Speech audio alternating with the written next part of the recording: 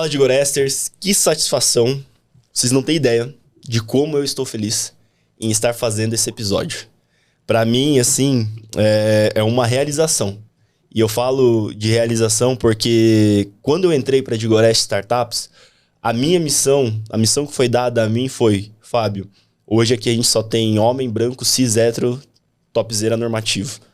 E a gente precisa trazer algum tipo de diversidade para dentro da comunidade. E todos os espectros dentro dela. Então, a minha missão na comunidade, ela nasce ali. Ela nasce dessa maneira. E desde então eu comecei a pensar como que eu poderia, de fato, criar formas, mecanismos, veículos, ser veículo para que mais mulheres, mais negros, mais PCDs, mais pessoas público 60+, indígenas, enfim, todos os recortes de diversidade pudessem participar desse rolezinho que eu me sentia só. Quando eu olhava para um lado, eu olhava para o outro e notava que ali não tinham outros iguais a mim dentro desse mercado de inovação. E hoje, para mim, falando em realização, eu estou com mais 3 pessoas, estamos em 4 pessoas aqui na mesa que dispensam comentários e eles vão se apresentar aqui para vocês, mas que a gente vai bater um papo e a gente vai celebrar muito, muito, muito mesmo esse Dia Nacional da Consciência Negra, que... Não, quando esse episódio for ao ar já vai ter passado, mas é um episódio nosso, do nosso jeitinho de comemorar e celebrar esse dia. O primeiro ponto que eu queria dizer para vocês é recadinhos da paróquia. Caso você esteja nos assistindo lá no YouTube, lembre-se, curta, compartilhe, comenta, se inscreve no canal, ativa o sininho, faz todo esse rolezinho lá, porque a gente vai conseguir fortalecer o canal. E fortalecendo o canal, nós vamos conseguir atingir mais pessoas. Caso você esteja nos vendo lá no Spotify, lembre-se, o método do Spotify de fortalecer projetos como o nosso é a classificação. Então, classifique a gente com 5 estrelas, porque isso vai ser muito positivo para nós. Além disso, temos outra novidade. Vocês já estão acostumados, normalmente é o Fábio que senta aqui e começa a bater o papo com as outras pessoas que sentam aqui, mas dessa vez eu não estou sozinho. Eu não posso estar sozinho numa ocasião como essa. Então, pela primeira vez aí o DigoCast vai ter mais outro anfitrião, então seremos 2 anfitriões aí recebendo os nossos convidados e eu não tenho o que falar dela, pude conhecer dentro, inclusive por causa dos senhores, tá? um dos motivos foi por causa dos senhores que eu conheci ela e desde então ela se mostrou muito, muito ativa e interessada em entender um pouco mais dessa bolhazinha que a gente fala de inovação e a gente foi cada vez mais trazendo ela para esse lado de Goreste da força.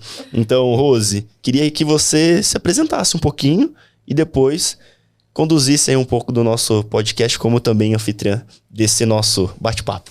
Obrigada. Primeiramente, eu gostaria de agradecer por esse convite, né? Para mim é muito especial, principalmente para a gente poder estar celebrando, né, a consciência negra com grandes referências que estão aqui na minha frente. Me chamo Rose Cardini, sou especialista em posicionamento de marca, mamãe da Isadora e estou aí nesse mundo do marketing de inovação há um bom tempo. E como você falou, é um momento importante para a gente, para poder estar celebrando, né? Estou muito feliz de verdade de estar aqui com grandes referências. Inclusive, gostaria de apresentar para vocês a Sara de Paula e o Felipe Abreu, que são grandes referências que estão no Sebrae, estão à frente da inovação, né? Desse mercado criativo também. E gostaria que você, Sara, começasse a se apresentar para a gente, falar um pouco como que está esse mercado, quem é você, o que você faz, o que você gosta. Conta um pouco para a gente. Bom, na fila do pão, eu sou Sara de Paula, provavelmente cheguei atrasada. Já são 8h30, já não tem mais pão francês. Mas estou aí em busca do meu lugar nessa fila também. Estou atualmente como gestora regional de economia criativa dentro do Sebrae. Aí, trabalhando com 13 municípios, né? Alguns da Baixada Cuiabana, outros só próximos, né? Porque a Baixada Cuiabana compreende entre 8 ou 9 municípios. A nossa principal vocação nesse projeto é buscar com que os nossos clientes alcancem a independência e a transformação, né? A minha missão enquanto gestora é ser presença para eles, estar ali junto, ajudando com que essa transformação aconteça, né? E aí dentro do Sebrae, dentro do trabalho que a gente trabalha muito com fomento ao empreendedorismo, fomento para que eles cada vez mais, né, consigam traçar essa independência, né, acesso a mercados, acesso a facilitações como consultorias, eventos, palestras, né? Então, a minha atuação no trabalho nos últimos 3 anos, né, que é quando eu entro pro Sebrae, tem sido muito sobre isso. No começo, quando eu entrei no Sebrae em 2022, eu atuava fazendo praticamente essa mesma atividade, só que com a sustentabilidade, né? Então, naquele primeiro momento, eu atuei bastante dentro do Centro Sebrae de Sustentabilidade, que é hoje o prédio que ganhou o prédio mais sustentável da América Latina e também de todas as Américas, né? Então, eu gosto de frisar isso porque muitas vezes quando a gente fica alarmado e vê os dados relacionados à sustentabilidade, a gente vê toda a questão de mudanças climáticas, emergências climáticas, o estado que está a nossa umidade do ar e o número de queimadas e os animais, são tantas coisas negativas acerca da sustentabilidade que deixa a gente muito pessimista. Mas é importante também saber de coisas positivas como essa, por exemplo, de que o prédio mais sustentável da América Latina está localizado em Cuiabá, né? E está ali, na Avenida Rubens de Mendonça ou pela Rua 5, acesso mais rápido, sabe? Que é um prédio que está ali à disposição para ser um catalisador de aprendizados, tanto para escolas, para os estudantes, para os acadêmicos de arquitetura, principalmente, que vão se interessar muito, porque toda a arquitetura é baseada na arquitetura indígena, né, dos povos Ialapati, né? Então, é de fato um espaço que é muito criativo e muito sustentável, está ali e muitas vezes é pouco visto, né? Então, eu gosto sempre de trazer também esse doce afago, né, a sustentabilidade. Então, eu começo a minha carreira dentro do Sebrae, dentro desse setor, onde trabalhei bastante dentro das temáticas de ESG, de sustentabilidade de modo geral, voltado aos pequenos negócios. E depois recebi um desafio, que também foi um presente, né, de ingressar para a economia criativa, né? Uma equipe que era de Equipe, formada por Felipe Abreu. É verdade. Aqui ao meu lado. É verdade. Que vai ser apresentado daqui a pouco, que ele era Equipe. E aí virou Nós-Kipe. Boa, é isso aí. E aí a gente trabalhou juntos, né, durante o ano passado, 2023. E aí esse ano recebemos novamente um novo desafio, né, onde eu venho para a agência representando 13 municípios e atuar de frente para o cliente nessa agência. E o Fê assume o desafio de ir para estadual, né, onde ele vai tomar conta aí de todas as agências do estado do Mato Grosso, inclusive a minha, entre aspas, que não é minha, né, mas enfim, aonde eu estou alocada, que é a agência de Cuiabá. Né? Então, dentro do âmbito do trabalho, eu tenho feito essas aventuras. Aí muda a categoria. Aí vai pro âmbito do estudo. Aí eu também... Não tem como, né? A gente tem que manter a roda girando também no estudo, porque senão acaba que a vida fica só trabalho. E é importante que a vida não seja só trabalho. Né? Então, também me entrei no mestrado. Atualmente estou, inclusive... Às vésperas da minha defesa, vai acontecer dia 29 de outubro. Já vai ter saído esse episódio? Oh, não vai ter ainda, verdade. Vai ser depois. Vai sair depois. Mas aí, pelo que eu tô entendendo, já é quase que um convite pra gente ver ela defendendo a dissertação dela, viu, audiência? Não sei, eu acho que não foi um convite, não? Ia ser, mas vai sair depois. Não, mas então... Não vai sair dia 21 de novembro? Exato, o episódio sai dia 21 de novembro, mas você já pode convidar o pessoal pra assistir a sua... Sério? Então tá. Mas como que vai sair, gente? A gente dá um jeito de agora, mano, é agora pra brilhar. Faz um corte. Deixa eu levantar meu black pra poder fazer o meu merchan. Pessoal, se você é um interessado em assuntos relacionados à sustentabilidade, mudanças climáticas e como essas mudanças climáticas e a emergência climática atingem os povos quilombolas, esse convite é para você. Estarei aí dia 29 de outubro em alguma sala do IEL apresentando a minha dissertação. Mais informações aqui embaixo. Inclusive, depois a gente pode conseguir resgatar o link, se ficar alocado a sua dissertação em algum repositório online, a gente pode colocar pra galera ler também, que eu acho que é super relevante trazer luz a essa temática sua. Mas você citou o Felipe. Sim. Esse pequeno grande homem. Essa pessoa que vos fala. Bem, eu não tenho, assim, como narrar o quanto eu tô feliz de estar aqui. E na condição em que nós estamos, né? Estar em família, aquilombar. Acho que isso é muito importante e necessário. Já era antes, continua sendo, né? A gente tá aqui junto. Sou Felipe Abreu, vamos dizer assim, sou um importado vindo aqui pro Mato Grosso.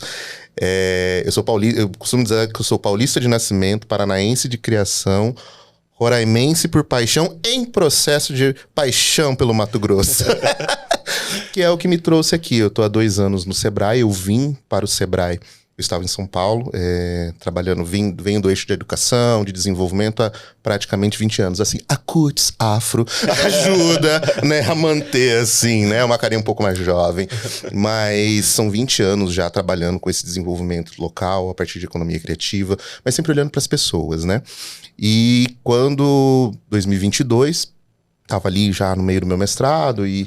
falei, deixa eu abrir uma análise de economia criativa. Vamos ver qual que é esse barato aí no Mato Grosso, né? Ainda não tinha morado no Centro-Oeste. Eu falei, vamos ver, vamos fazer o teste. Foi indo, falei, passou. Falei, menino, não é que deu certo? E não é que vamos chamar o negão? Pô, o negão vai. Aí eu falei, mãe, tô indo. Falei, mãe, tô indo. Minha mãe já tá acostumada com o filho.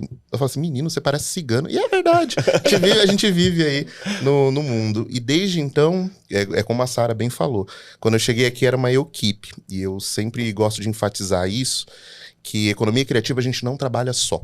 Não existe como a gente pensar desenvolvimento ou a gente pensar qualquer tipo de proposta de progresso se a gente não pensar em rede ou pensar em pessoas.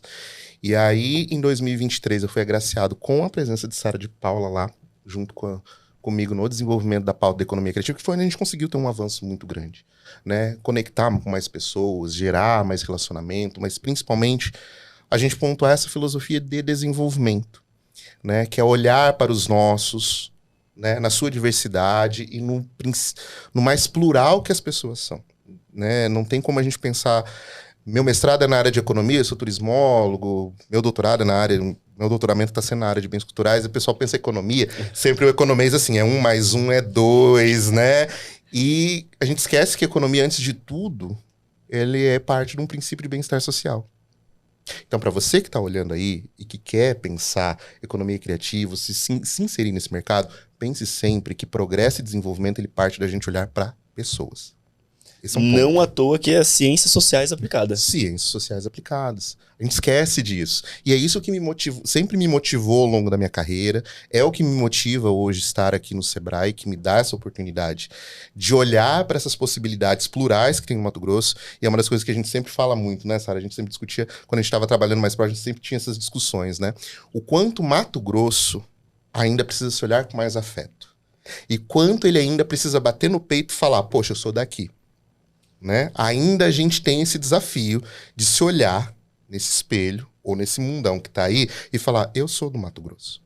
Né? Tem coisas, situações, processos, vidas, histórias, memórias que só tem aqui. E se a gente... Às vezes a gente precisa que o outro venha de fora para nos contar algumas coisas. E muito do nosso trabalho, meu e de Sara, tem sido justamente subverter um pouco essa lógica de que a gente não precisa esperar que o outro diga pra gente que a gente é bom. A gente precisa bater no peito e dizer que a gente é bom. Que a gente pode fazer. O Mato Grosso ele não fica a dever em produção, ele não fica a dever em qualidade, ele não fica a dever a nenhum outro lugar do Brasil. Eu tô dizendo isso como alguém que anda aí o Brasil todo, já há muito tempo. O Mato Grosso ele não fica atrás. O que às vezes a gente tá nesse exercício há 2 anos, 3 anos, eu e Sara, que é de virar essa chavinha. Assim como faz na inovação, né? Que a gente às vezes está pensando, nossa, precisa vir de fora e não. A solução muitas vezes está aqui, está nas pessoas. Talvez falta um pouquinho daquilo, acreditar de que a gente pode fazer diferente. Então, muito do exercício e do trabalho do Sebrae na área de economia criativa, dos nossos esforços aqui, é como é que nós podemos protagonizar as pessoas dentro daquilo que elas gostam de fazer, dentro daquilo que elas são, e elas possam viver com qualidade de vida, com bem-estar social, mas fazendo o que gosta. Não é por imposição do outro, mas é o que me faz, o que me move. No final do dia, a gente não tem aquela validação de outra pessoa para algo que a gente sabe que é bom. Mas você falou uma coisa que é interessante também, que eu queria puxar um pouquinho. Assim como você, eu também sou pau rodado. Olha aí, olha aí. Só que eu já tô fincado, eu já finquei por cá. Comeu cabeça de pacu, né? Comi já, então guri. não sai. A Rose, eu não sei se também é pau rodado, mas a Sara é cuiabana. Cuiabaninha. De chapa. Cuiabaninha raiz. Aí. Nascida no Hospital Geral e tudo. Olha lá. Eu sou mato-grossense, mas de Castanheira, né? Interior do Mato Grosso, e vim pra Cuiabá para poder explorar esse mundo do marketing aí. Como você falou, é realmente olhar para dentro e acreditar. Por isso que estamos aqui, né? É isso aí. Como definição, quem vem de outras regiões de Mato Grosso para Cuiabá é pau rodado ou não é pau rodado? É pau rodado. Tem que ser de chapa. Ah, você fala de castanheiras? Aquele momento, julgar, né? Vamos ver. Não, mas eu tô perguntando isso porque eu busco entender muito esse lugar que vocês partiram como vida, antes mesmo até desse aspecto profissional, que é muito importante e às vezes é o que as pessoas conhecem da gente. Igual a gente tava comentando. Por que eu me conectei com o Rose? Porque a gente foi no Papo dos Crias, novembro do ano passado. Sim. E aí ela tava lá, tava até a Isadora, tava junto, tava tendo o pessoal do Conduta de Gueto, tava tendo muito conteúdo. Eu não me lembro o nome da palestrante que tava lá com Débora Paiva. ela, maravilhosa, compartilhando conteúdo. Então, a gente foi se conectando e é muito massa quando a gente traz isso, essa conexão, e a gente percebe que no olhar de cada um da gente, a gente tem essa mesma luta, esse mesmo anseio de tá, incluindo os nossos e dando voz aos nossos, seja na economia criativa ou não. Mas eu queria entender esse contexto histórico. O Felipe até trouxe muito bem. É do interior de São Paulo. Eu acho que a gente é até meio vizinho lá, se eu não estiver enganado. Eu sou de Avaré. Minha cidade é pertinho, eu sou de Itapetininga. De Itapê pra Avaré, 2 palitos. E tem um detalhe, a cidade dele lá na região é uma cidade polo, assim, sabe? É a cidade maior e tudo mais. E aí você saiu de lá, você nasceu lá? Sim. Criado por lá? Como é que foi, assim? A minha família, que eu falo, minha família é um mini Brasil. Eu falo que minha família é um mini Brasil. Eu sou filho de uma família interracial, né? Então, meu pai é mestiço, né? De brancos e negros, minha mãe é branca. E, por exemplo, meus avós paternos se conheceram em São Paulo, em Taquaritinga. Minha avó vindo da Bahia, meu avô vindo de Minas, naquele processo, né? Que marca muitas famílias brasileiras, né? Do familiar que sai, né? Do interior do Nordeste, tudo, para buscar ou para se encontrar num campo de vida melhor. Meu avô também, nesse processo, se encontra em Taquaritinga. A família da minha mãe, eu brinco que eu tenho o maior orgulho de ser um caipira do interior de São Paulo, que é a realidade dali da nossa região, é essa, se encontraram em Itapetininga, que é a minha cidade natal.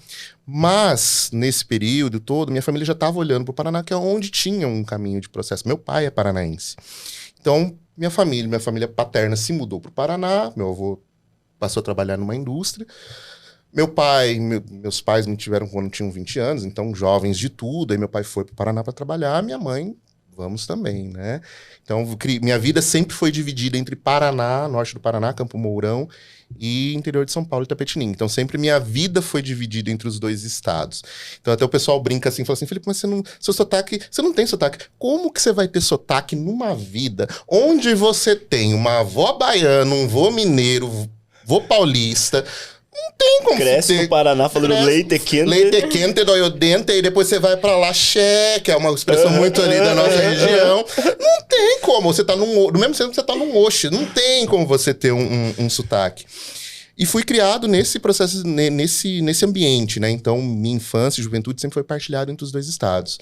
Quando eu me formo no Paraná, fiz a Universidade Estadual do Paraná, foi lá que minha vida começa, eu costumo dizer, o Felipe Abreu, meu nome é Felipe Luiz Abreu de Oliveira, mas o Felipe Abreu, que é de arte, de teatro, nasce ali, porque na frente da universidade tinha uma casa de cultura, que até hoje funciona, então eu sou fruto desse processo. Então minha vida sempre foi muito nisso, né? Nesse período também servia o exército, pode não parecer, mas eu sou um cabo da reserva. Não tem, cara, mas é verdade. E quando foi 2010... eu senti muito uma necessidade, calma aí, pra mim, a cidade já tinha dado. Qual campus que você se formou mesmo? Desculpa. Eu me formei no campus de Campo Mourão. Campo Mourão, que era onde tinha o curso de turismo e ambiente. Né? Meu bacharelado, minha primeira formação é ali. E aí, 2010, eu já tinha rodado, eu sentia que a cidade eu já tinha vivido o que tinha que viver ali. O Felipe Abreu estava maior do que aquele lugar. Maior do que aquele ambiente. Por mais que eu tenha uma paixão enorme, grandes amigos que vocês estão aí, recebam meu abraço, que é uma galera que eu amo de paixão ainda, é a minha vida, tá ali. Mas eu precisava avançar. Então, eu literalmente saí do sul, fui pro norte. Aí fui pra Roraima. Fiquei 4 anos em Roraima. Boa Vista? Boa Vista. Pra mim... é uma relação de amor e paixão com aquela cidade. Onde eu cresci muito, me desenvolvi muito, tive a oportunidade de trabalhar com pessoas fantásticas lá. Eu fui para trabalhar numa unidade de SESC, e aí aquela questão que a gente fala muito desse nosso posicionamento de ser uma pessoa preta, né? Que às vezes os avanços são diferenciados, né? Então, com 24 anos, eu estava assumindo minha primeira coordenação de um estado, né? Então, assim, quando eu vi os meus pares, ou quando eu via outros pares, às vezes era eu e mais um, né? E só. Entre esse processo. E ali vai ficando muito, sempre minha mãe, embora eu costumo dizer que o meu processo de desenvolvimento, de entendimento como uma pessoa negra, não se deu pelo meu pai, que é afrodescendente, mas pela minha mãe, que é branca. Né? Que sempre me posicionou e falou: você é um menino preto, e você tem que bater no peito que você é um menino preto. E que você vai chegar onde você quiser chegar, com todas as dificuldades e os esforços que vão ter. Né? Eu tenho 2 irmãos mais jovens, e é o que eu sempre falo para eles, né? E que é muito fruto desse aprendizado com a mãe, com os avós. O povo fala assim: nossa, eu gosto muito de estudar. Eu falo, não é só isso, é porque meus avós fizeram um grande sacrifício de sair desses espaços rurais para que meu pai, minha mãe tivessem condição de estudo. E a única coisa, eu me lembro muito da minha avó falecida, minha avó baiana, a avó Maria, que quando eu me formei, meu avô tinha falecido já, né? E o meu desejo era ter meus avós todos juntos, né? E porque a maior alegria do meu avô e dos meus avós era assim: meus netos estão estudando. Então minha avó batia no peito quando ia pra igreja e falava assim: meu neto tá na faculdade. Meu neto faz turismo, sabia? Minha avó nem sabia que era turismo. Mas ela batia no peito que era assim. E disso foi se dando. Meu irmão mais novo era pequeno, então aí eu resolvi mudar de Roraima, voltar para São Paulo. Aí voltei para São Paulo para morar em Sorocaba. Próximo. Logo ali. Ali entrei na educação, aí migrei pro Senac, onde fui muito feliz. Fui servidor de Estado também. E fui me desenvolvendo, sempre seguindo nesse caminho de olhar para esse processo de desenvolvimento. Foi onde fui aprofundando os meus estudos em economia criativa, mas também desenvolvendo muitos projetos assim. E aí fiquei de lá de 2014, fui para 2010 para Roraima, voltei em 2014 e fiquei até 2022 em Sorocaba. Quando surge lá, fala assim: olha, Mato Grosso, eu fiquei assim. Aí eu pensando, pô, morei no Sul, morei no Norte, mas eu não morei ainda no Centro-Oeste. Né, bora ver. Aí fui. Eu não tava botando muita fé, não. Confesso. Que eu falei assim, eles vão falar: o que esse cara vai sair lá de São Paulo, vai vir pra cá? Aí quando chega um negão desse tamanho, na porta do Sebrae, cheguei, povo. E você veio? E você veio? Vim. E assim, tem sido uma experiência muito incrível, que era uma coisa, e é o que eu insisto, né?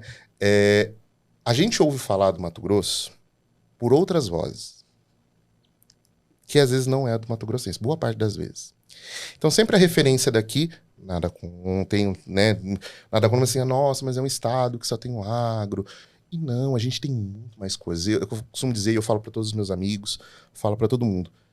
Desse tempo aqui já vieram acho, pelo menos uns 9 amigos meus de outros estados para cá para conhecer. Portanto, agora tem que ir lá, Felipe. Portanto que você fala desse Mato Grosso.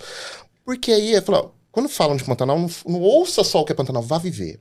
Você quer entender o que é... Vá viver um mata-cavalo. Você quer entender o que é uma matriz? Vá na pequena África, que é Vila Bela, sabe? Venha e sinta. Aí você tira a sua razão de alguma coisa. E desde então, tem sido esse deleite que é conhecer o estado, que eu falo, é um mini Brasil dentro do Brasil. Né? O Mato Grosso é um mini Brasil dentro do Brasil. E é o que me motiva, é o que me move, assim, é o que eu costumo sempre dizer. Meu prazo aqui, ele vai ter validade, né? Minha família toda tá fora. Isso para mim, eu vim com muito essa tranquilidade de paz de espírito, saber que minha função aqui, ela não é de colheita. Ela é uma função de semear. Que é isso? Provocar olhares, provocar percepções, trazer o que eu tenho de melhor, que são as únicas coisas que eu sei, que eu gosto de fazer, que eu amo fazer e multiplicar. É o que eu posso deixar. Pavimentar o caminho para a próxima geração que vai vir ali. E que ver outros, sabe? É uma coisa que a gente discute muito lá, né? Que, poxa, que bacana que vai chegar um momento que, de repente, o Felipe não vai estar mais à frente da economia criativa, vai estar à frente de outro projeto, ou vai para uma outra instituição, mas quem vai assumir, às vezes é uma outra pessoa, uma mulher negra, uma outra pessoa que vai assumir esse espaço. Eu tô achando que tem uma previsão aí, viu, audiência? Só queria dizer... Não, mas é que... Olha lá. Mas é que é um fato. né, que eu falo, família é uma coisa que pra mim pesa muito. Eu tenho essa proximidade muito grande. Mas é muito essa tranquilidade. Acho que isso que sempre me deu essa tranquilidade de vida, né? E isso foi um aprendizado muito grande que eu tive com a minha avó. Minha avó falava assim, não faça as coisas só por você. Faça as coisas pensando em dividir com o outro. Porque o que você tá fazendo hoje é semear e plantar um caminho para que o outro possa passar. Então, o meu papel é esse. E caminhar aqui tem sido muito bacana. É desafiador? É. Mas eu acho que eu nunca cresci tanto. Eu nunca me senti tão acolhido, por exemplo, com pessoas como Sara, como vocês aqui, de ser tão bem acolhido. Eu costumo dizer sempre, Mato Grosso, e olha que eu já andei, poucos lugares são tão acolhedores. E tão coração quente. Literalmente quente em múltiplos aspectos. Literalmente. Em muitos aspectos mesmo. E diferente do Felipe, né, que veio do interior de São Paulo, a Sara já é uma cuiabana de chapa e cruz. Conta pra gente um pouquinho dessa sua infância e a sua trajetória. Olha, pois é, né? Gente, Felipe contou tanta coisa que eu fiquei assim, meu Deus, eu não tenho uma vida tão agitada. Você é mais nova que eu, né, minha amiga? Você é jovem. Tem um pouco disso, né? Mas com certeza você tem histórias de Cuiabá, de Vadia Grande. De Lambadão. Tudo aí pra compartilhar com a gente como era essa vivência da Sara e crescendo aqui na Baixada Cuiabana. Gente, olha, eu vou falar pra vocês que eu não imaginava que eu era tão lambadeira. Mas assim, você foi falando aí pra eu lembrar da minha infância e tal, de tópicos pra gente conversar um pouquinho. E aí eu me lembrei de uma aventura, né, de trabalho que Felipe e eu tivemos ano passado, de vários desafios relacionados à cultura. E aí a gente trabalhou, né, em um evento onde a gente fez a contratação de uma banda de lambadão, que é uma banda que eu sou apaixonada. Pode falar. Posso falar? Posso citar nomes? Posso citar nomes? A gente trabalha com o nome do santo, o endereço do santo, telefone do santo, pode ficar à vontade. Tá bom. Que aí eu me lembrei muito de eu criança assistindo o DVD de Lambadão da banda R-Som, enquanto eles se apresentavam Batman do Amor, apresentavam várias outras canções que pra nossa assim, fez parte, sabe, de toda a infância, de toda a criança que eu fui. E aí, quando eles estavam fazendo aquele show, e aí eles iam cantando uma música atrás da outra, eu sabia todas as músicas, e aí eu fiquei assim, gente, a minha relação com a cultura, ela é antiga. Viu?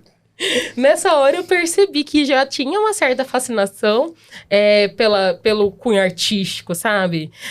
Não havia uma questão de um estudo profundo sobre isso, mas eu sempre gostei muito de música, sempre gostei muito de teatro, então todas essas iniciativas quando tinham dentro da escola, eu estava sempre envolvida.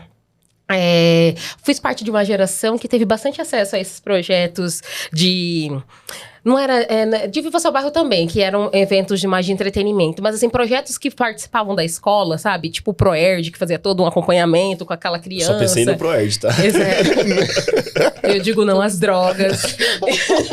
E isso é por causa do Proerd. Porque eu acho... E aí eu acredito muito aí agora com a base intelectual, digamos assim, que a gente vai adquirindo, que aí a gente vai em Paulo Freire, né? Na parte de que você se conectar com aquela criança e não apenas impor a ela. Você não vai usar droga. Tá, realmente, não é legal usar droga, não estou fazendo apologia.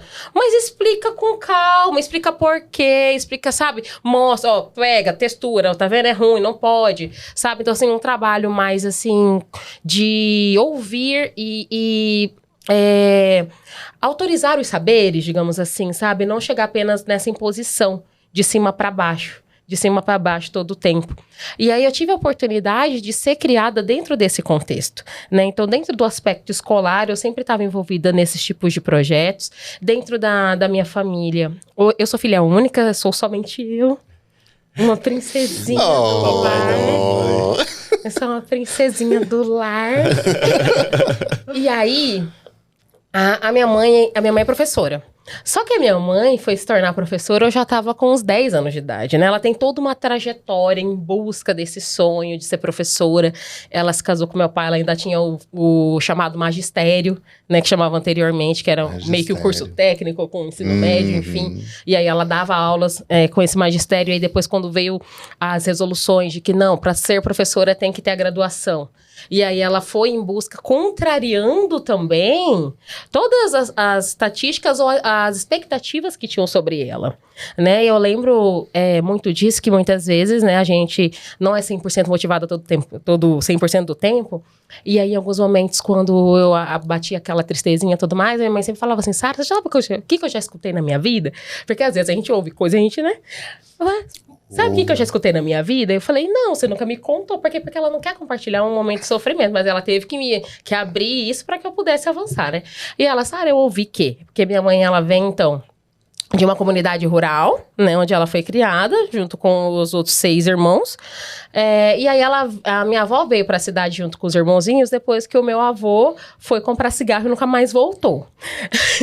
E aí, ficou essa mulher negra com seus 6 remelentinhos. E aí, ela vem de Nossa Senhora do Livramento para cá, para Várzea Grande, em busca de oportunidade de emprego, etc e tal. Nessa época, minha mãe já tinha 10 anos de idade aproximadamente.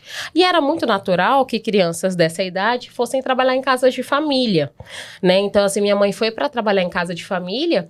E aí ela trabalhou lá durante, né, toda a sua vida, até, sei lá, seus 20 e poucos, quando ela conhece meu pai na igreja, né? Porque minha mãe sempre se interessou muito pela igreja, desde quando ela habitava na zona rural. Ela sempre gostou muito de ir às missas, mesmo que era uma vez a cada 2 meses, enfim. Ela sempre teve muito essa religiosidade muito forte, né? Até encorajada pela minha finada avó. E aí, quando ela vai, então, vem pra cidade, vem trabalhar em casa de família, consegue frequentar a escola, ser alfabetizada aos 14, e assumindo outras responsabilidades ali dentro, até a ponto de conseguir realmente finalizar o tal do magistério. Eu já estava no colinho na época do magistério. E aí, já casada com meu pai. O que ela ouvia até então? Você é doida? O que você quer mexer com estudo? Estudar pra quê? Você já não trabalha? Você já não tá lá na casa de fulana de tal? Já não é empregado? Já não tem um trabalho garantido pra eternidade? Por que você quer mexer com isso? Que direitos para empregar para domésticos, né, trabalhadores domésticos, tinha nada, né? Não. Era tudo mato. Não era garantido, isso que eu quero dizer. Exatamente. Então, assim, o que ela escutou? Ela escutou que o futuro dela era esse, ela escutou... Minha mãe, coitada. Ela tinha 14 anos, mas aquela mente ainda infantil, né? Aí, o que eu vou ser quando eu crescer? Que essa situação de você ir pra escola, as crianças são encorajadas a pensar, né? Numa profissão. O que eu vou ser quando eu crescer? E aí, o que responderam pra ela? Você vai ser a babá do filho de fulano, que era a criança que ela cuidava. Né? Então, assim, foram aquelas pequenas violências que aí ela fez do limão à limonada. Ela tentou não tomar aquele suco azedo, mas tentar trazer com que isso em forma de força para que ela fosse resiliente e buscar. Mas é tão pesado você achar que, tipo, ou pensar que, tipo, todo mundo consegue, ou que resistir a essas violências. Lógico, eu acho ela uma grande vitoriosa por resistir, mas se não tivesse resistido, tava tudo bem também, porque, cara, como que você vai conseguir ser forte, ter toda essa maturidade aos 14, 15 anos de idade? Né? Então, assim, é uma história... E você estava falando, não é, vamos dizer assim, pequenas violências. É muito grande, assim. Eu me doeu muito, assim, aqui quando você fala isso, de você estar num ambiente escolar, em tese com aquela pessoa que te orienta e que vai te fazer abrir a mente. E aí, ali naquele ambiente, você ouve, não, você vai ser babá do guri que você já tá trabalhando, porque você tem uma necessidade, você precisa trabalhar, diferente de outras pessoas que não precisam, você já precisa trabalhar, você fala isso pra uma criança. Exato. Sabe? E isso é muito agressivo. Muito. Né? E aí, igual você falou, ela conseguiu, tive a oportunidade de conhecer já tua mãe, seu pai também. Sim. Maravilhosos. São um casalzinho muito bonito, muito maravilhoso. E eu trago toda essa história da minha mãe embasando a minha, porque eu sou cria disso, entendeu? Eu sou cria lógico, meu pai também teve uma participação. A propósito, você tem que dar nome ao papai e à mamãe pra nossa audiência saber também. Tá bom. A dona Eliane e o senhor Otamar, meus papis, né? Então, assim... Então, eu Cara, eu já cresci com, uma faca no dente e um sangue no olho. O seu pai também já era mais engajado a pensar, assim, em questão de racialidade? Ele sofria muito ou dividia isso com você? Olha, meu pai, ele é mais fechadão. Eu acho que é o formato, né? A forma de 1970, se você for pegar lá na prateleira, todos eles vêm quase sem boca, né? Então, eu acho que esse silenciamento do homem negro é algo que é difícil, tá? O homem negro, a questão da afetividade e tudo mais, hoje a gente tem, né, várias discussões, né, mais profundas sobre isso, e de fato é muito difícil acessar, né, um homem negro de mais idade, assim. Eu acho que foram tantas coisas. Lógico, eu já fiquei sabendo de outras coisas, assim, mas pequenos episódios, sabe? Tipo, uma situação ou outra, mas não é um contexto inteiro, uma linha onde, ele nasceu aqui, fez isso, passou por isso. Como da minha mãe. Da minha mãe eu sei falar de onde ela saiu até onde ela chegou. Do meu pai eu não consigo. Por quê? Porque ele não conversa, não abre certas violências que eu tava chamando de pequenas. Mas, assim, as que eu sei eram muito isso, porque meu pai é cego do olho. Não lembrava disso. Não, meu Deus, agora eu tô contando pra todo mundo, pai. Fofoca familiar. Gente, eu acho que ninguém sabia, agora eu contei pra todo mundo. E aí ele é cego de um olho, então assim, às vezes ele tinha algumas dificuldades, entendeu? Uhum. Até de enxergar um panorama inteiro, porque daqui eu tô vendo essa mesa dali. Eu acho que daqui, tipo, se eu fecho esse olho, eu só vejo esse pedaço aqui da Rosa, eu já não vejo a ponta da mesa, né? Então, assim, é uma questão do panorama aqui. Então, assim, essas coisas, assim, de tipo, você é muito distraído, você é muito não sei o quê. Só que aquilo ali vira uma afirmação, e até você acreditar que aquela afirmação sobre você, que foi repetida tantas vezes, não é você, é difícil.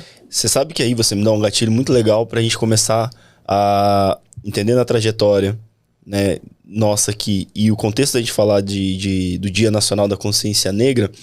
Você falou uma coisa que é muito foda, que é a questão, assim, nós fomos criados, nossa geração, para sempre reafirmar coisas que falam sobre nós. Exato. Reforçam o quê? Seu pai, como às vezes ele nunca tinha sido diagnosticado como sendo cego de um olho. Sabe quando que foi isso? Tem tipo uns 5 anos. Ali. Uau. Eu tenho um primo também. Marquinhos, abraço pra você. Lá de Aras, a cidade tem 5 mil habitantes lá em São Paulo. Sim. Pequeníssima. Ele também, e aí é a mesma situação. Eu consigo ver dentro de um familiar a mesma situação que teu pai sofreu a vida inteira. Porque, 5 anos agora, seu pai já tem mais idade, então ele passou a vida inteira. E era a mesma situação. Tem dislexia, não consegue prestar atenção. Não é realmente uma deficiência física que não foi identificada. E as pessoas ficam afirmando. Mas tirando desse contexto, colocando a questão da nossa africanidade aqui, da nossa ancestralidade, negritude, quer que seja, muitas coisas também as pessoas vêm tentando reafirmar sobre a gente. Como o homem preto, ele tem que ser bruto, ele tem que ser rústico, ele tem que ser fechado, ele tem que ficar quieto. Exato. Né? Ele tem... a mulher negra tem o cabelo ruim. Olha as coroas que vocês estão usando na cabeça aqui agora. Então, essas afirmações, elas fazem parte para nossa audiência entender de toda essa luta real e militância que a gente faz para quebrar esses paradigmas, para a gente poder reafirmar outras coisas, inclusive que a gente pode chegar onde a gente quer. Com certeza. A gente vive numa estrutura que mata, a gente vive numa estrutura que agride a cada 23 minutos. A cada 23 minutos. E é muito isso que a Sara traz, né? A gente vive, ou a gente sobrevive em alguns casos, né? Com esses gatilhos de você só pode estar aqui. Ou aqui cabe você. Exato. Né? Aqui cabe você. Você ser motorista, cabe. Profissão digníssima. Mas se você é preto, se você é motorista, beleza. Mas, se você é preto e de repente vai ser médico, já não cabe. Pois é. Ou já não caberia, né? E esse lance do cabelo é uma coisa, pra mim, me lembra muito a mim. Eu cresci vendo minha avó, minhas tias alisando o cabelo a fórceps, porque era bem aquilo que tu falaste, né? Cabelo ruim. E aquilo pra mim era sempre uma coisa muito esquisita. Mas que acha esse negócio de cabelo ruim? Que é bom, que é ruim? Quem que definiu esse negócio? Quem que definiu esse barato? Hoje eu tenho primas, o maior exemplo, minha tia Aurora, maravilhosa tia, que pra mim é como minha mãe, assim. A minha tia sempre alisou muito o cabelo. E minha tia tem 60 anos. Nos últimos 3, 4, ela literalmente assumiu os cachos dela. Minhas primas mais jovens também, né, assim, assumindo seus cachos, cabelão. Tem uma prima psicóloga em Maringá, Maiara, que, assim, agora, cabelão pra cima, colarzão, cor, né, porque, imagina, escola, você ir com um processo desse é uma coisa... Eu não me lembro de toda a minha infância de ter visto, primeiro, que eram poucos, né, na escola onde eu estudava... Teve um tempo que era só eu e meu primo. Aí depois chegou um momento que era eu e mais um colega. E a gente tinha poucas meninas negras. E as poucas meninas negras que a gente todas alisavam o cabelo. Eu me lembro de talvez uma que era um pouco mais rebelde. Vamos dizer assim. Que assim, sou subversiva. Né? Mas na faculdade, a mesma coisa. Né? E é assim, como é bom ver hoje, né? Você vê crianças, você vê mulheres e homens assumindo seus blacks ou seus cabelos cacheados, né? Esses tempos atrás passeando numa atividade do doutorado, e, gente, me deparei com uma menina tão linda, pequenininha, 5 aninhos, Manuela. Cabelão todo pra cima. Eu falei, menina, mas teu cabelo é bonito. Eu sou assim, tio. Cara, que massa ver isso. Sabe, de alguém que já, diferente da gente, que viveu naquele lance, aquela preocupação, né? Também, né? Da beleza. Padrão. Que você não podia entrar na piscina junto com os outros amiguinhos. Exato. Né? Várias outras coisas. Sem contar aquele cheiro forte do produto químico no cabelo. E ela poder falar, eu vou assim, sabe? E aí a gente entender que isso também é fruto de pessoas como sua mãe, né? De quantas outras mulheres negras, homens negros que tiveram que pavimentar todo esse caminho pra gente estar aqui. E não tá pronto ainda. Não, tem muita coisa pra fazer, E não muita tá coisa. pronto ainda. Isso pega muito forte.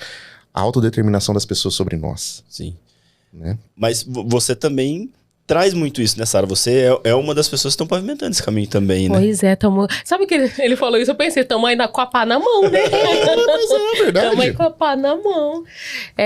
Isso é muito engraçado. Você foi falando sobre cabelo, eu me lembrei muito de criança. Depois eu te mostro minha fotinha. A minha mãe, eu sempre... Nossa, meu black, ele já veio muito grandão. Eu acho que eu era um bebezinho.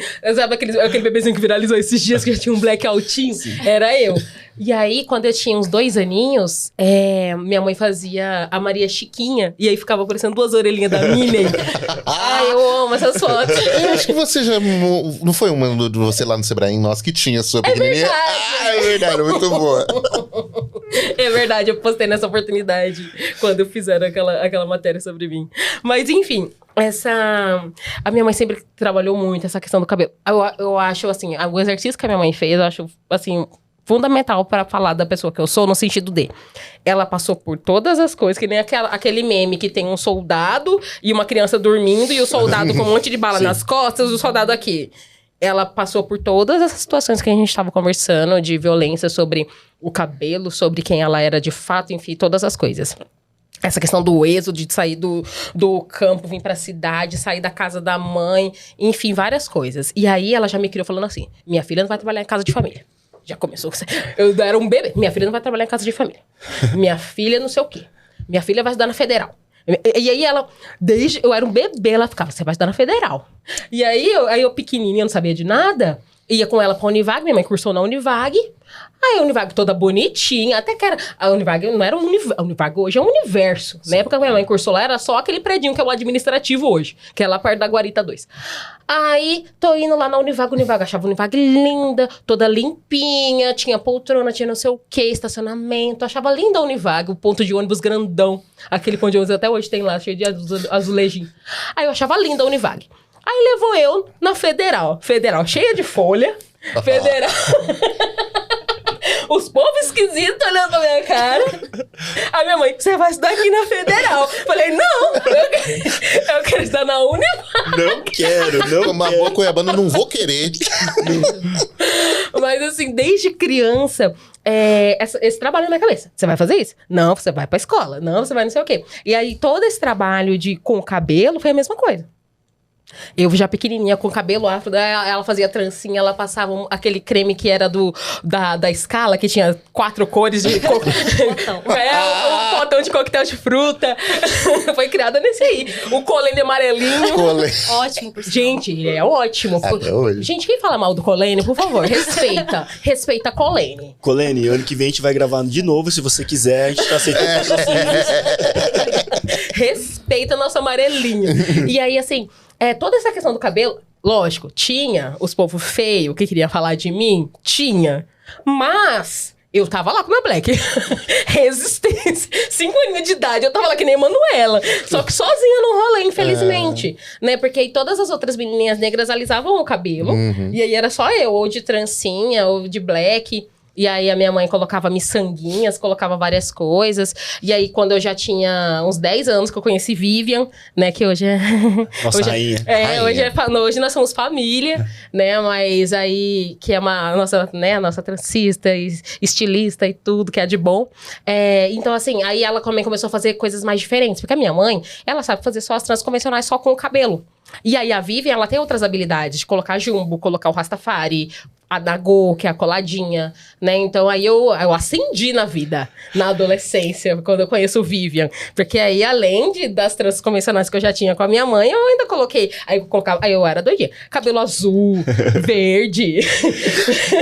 E a Vivian entrava na minha onda. Basicamente, ela não sabia se ela tava vivendo ou se ela tava esperando a próxima transa, né? Exatamente. Resumiu. Então a vida foi muito isso. Lógico, ao mesmo tempo, eu me lembro de algumas coisas assim, sabe? De tipo assim, eu me lembro de pessoas que não queriam conversar comigo porque eu tinha esse cabelo. Eu lembro de pessoas que não queriam se relacionar comigo amorosamente falando porque eu tinha esse cabelo. Mas eu achei que foi bom. Hoje, né, que estamos todos superados, eu achei que foi bom, que já separou o joio do trigo, né? Já não conheci gente falsa, né? E já não fiz amizade com pessoas de baixo escalão.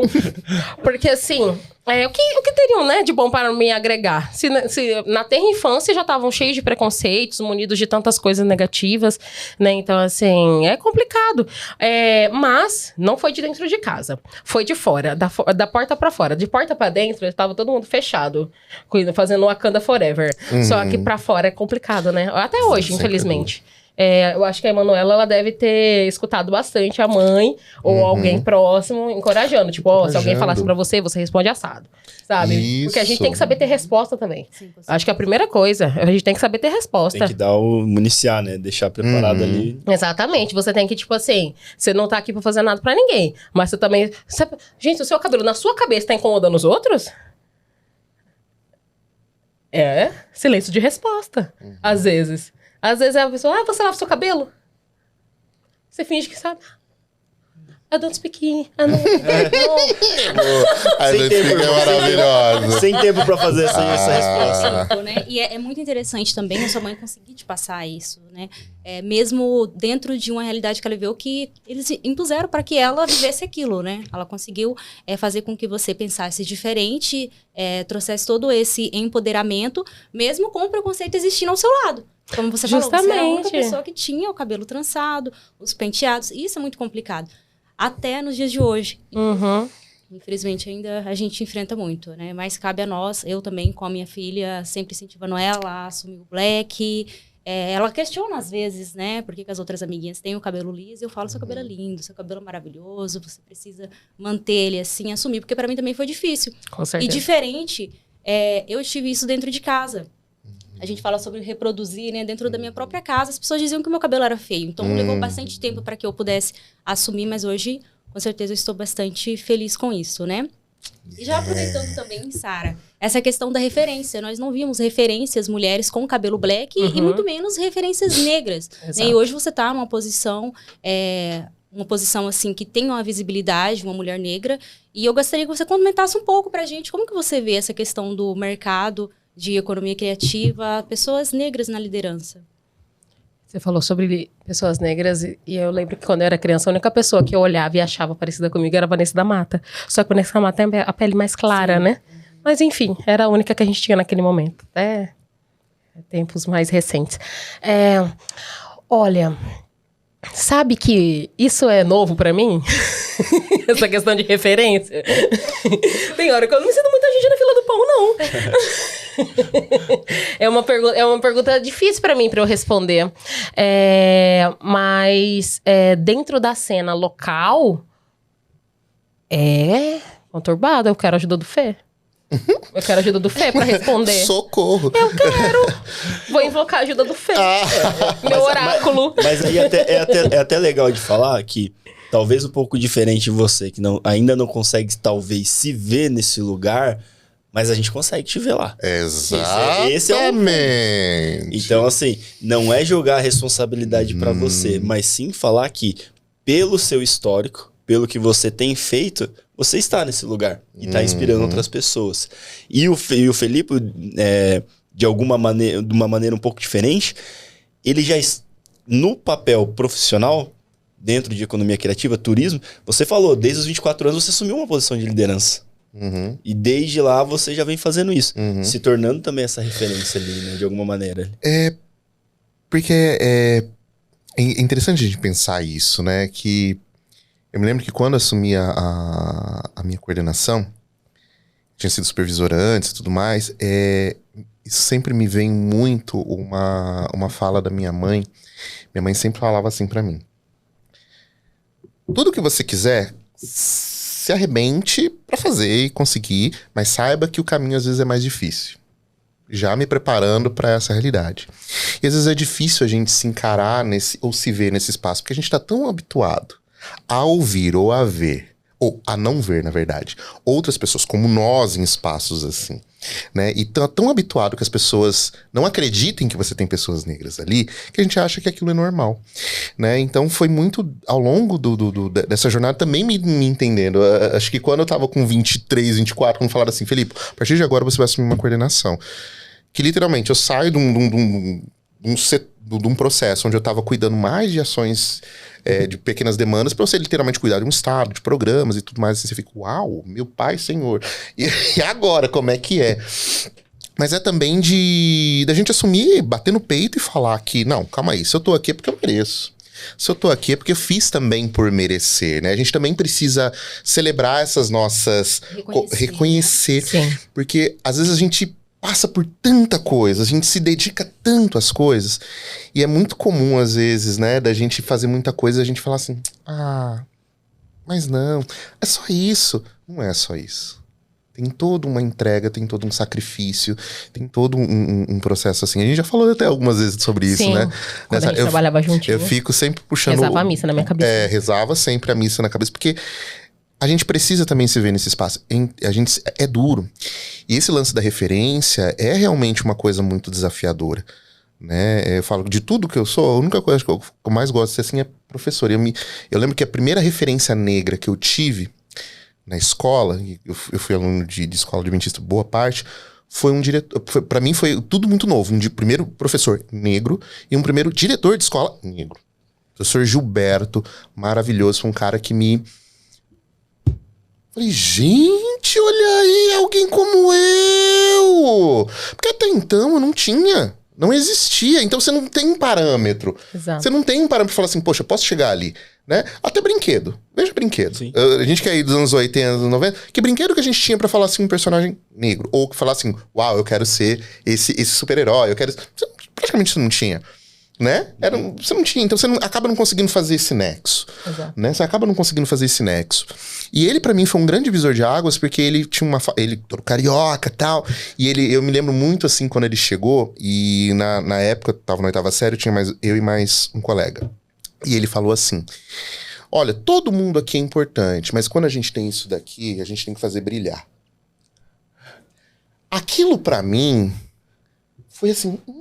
agora acho que eu tô entendendo o meu papel aqui nesse rolê, né? E foi ali que eu comecei a reconhecer e me permitir, em alguma medida, a ter esses avanços, né? De falar assim, se eu estou aqui, mereci. Se eu estou aqui, fiz por onde, né? Ser humilde, meu avô falava muito isso, ser humilde é importante. Tem que ser da nossa essência, mas a gente também precisa reconhecer aquilo que a gente faz para estar onde está, né? É fruto de uma construção. né? E a liderança e de estar ocupando esses espaços é muito importante.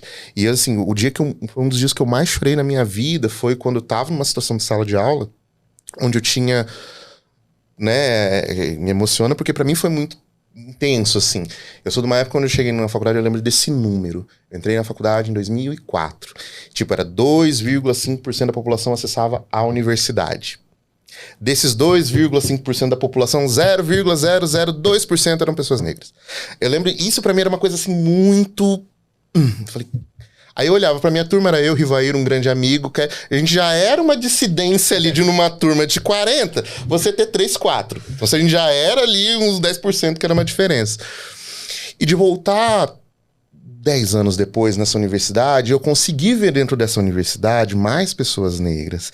E de estar ali falando, né, dividindo um pouco da trajetória, da história e tudo mais, e chegar uma menina assim e falar assim, vou colocar a mão no meu ombro assim, nossa, como é bom ver alguém como a gente aqui, dá até gosto pra gente seguir. Eu só consegui fazer assim. Aí fui pro banheiro, abri a boca a chorar, porque pra mim foi o exemplo de quanto a representatividade ela importa.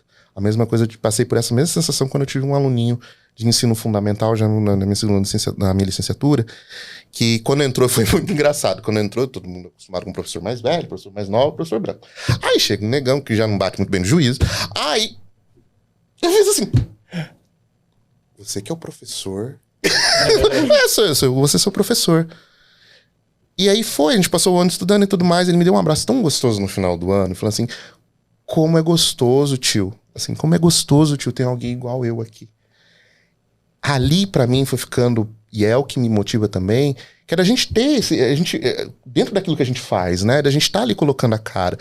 Porque às vezes a gente pode não ver aqui, porque às vezes a inspiração, né? E é isso muito que a Sara faz dentro do que ela faz, e faz muito bem, né? Aquilo que a gente sempre fala.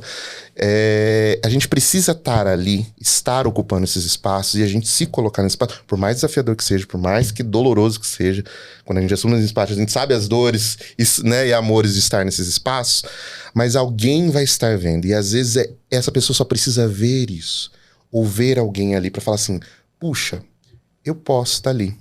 Hoje eu tenho um ex-aluno que tá fazendo faculdade, Roberto, e pra mim, assim, foi uma grande alegria quando eu lembro dele, quando ele era mais jovem, tal, um menino negro, né? Os pais ali se arrebentando pra pagar a escola e tudo, fizeram um investimento pra ele fazer escola particular. E de hoje ele tá fazendo psicologia e ele assim, fala assim, professor, sabe o que é bacana? Porque quando eu vi pessoas negras, eu vi que eu podia estar ali. Você sabe uma coisa que você tá falando? E é incrível isso. É muito incrível que... Primeiro, acho que tem duas coisas que eu queria comentar. Primeiro, essa parte da representatividade que a Rose trouxe aqui. Eu recentemente comecei a atuar num papel de mestre de cerimônia. E eu não fazia esse papel. E aí eu até contei isso, de que eu fui para um evento de inovação em São Paulo, um mega evento, eu vi um pretão gigante arrasando no palco. Falei, ali. Posso estar ali também, sabe? E aí isso me estimulou muito. Mas uma outra coisa que você fala que é muito legal, porque você entra em 2004, eu entro em 2007. Olha aí. Na faculdade, 3 anos depois. E eu sou daquela primeira turma da leva das cotas raciais. Ah, olha quando aí. A gente começa a falar de reparação histórica, né? E eu vi já ali naquele momento que os meus melhores amigos que eu fiz, eles já começaram ali. Olha aí. Né? Dessa galera que entrou junto comigo dentro de cotas e a gente fez programas de ações afirmativas, etc. Me ajudou muito. Incrível. E pra mim, agora eu olho pra vocês não que sejam fruto ou não de cotas raciais, mas vocês são pessoas intelectuais. Porque a gente tá falando de uma que tá terminando uma dissertação, você tá fazendo doutorado, terminando. A Rose também já tem o curso dela, eu também tenho o meu, e nós temos algum tipo de instrução, né? Então eu queria muito ouvir de você, porque quem já vai para lá da dissertação, para ser professor também é um caminho, né? Como que você consegue olhar para esse cenário nosso e ver? Porque eu, sinceramente, o meu olho talvez um pouco mais enviesado, quando eu entrei, eu sabia que ali dentro dos meus colegas próximos tinha essa galera preta como eu, ali assim. E quando eu voltei para a universidade, para visitar lá assim, meio que para mim parecia que estava tudo dentro daquela normalidade daquele ambiente da Federal do Paraná em Curitiba. Que foi onde eu me formei. Ali. Entendeu? No epicentro. Só Epicentro. Só que quando eu já... Pra mim já foi o oposto o meu olhar. Quando eu vim pra cá, e eu venho das ciências agrárias. Quando eu vim pra cá e eu andava nos corredores da UF, cara, pra mim já era muito mais, vamos falar assim, equalitário, assim, a questão da presença da população negra dentro desse ambiente.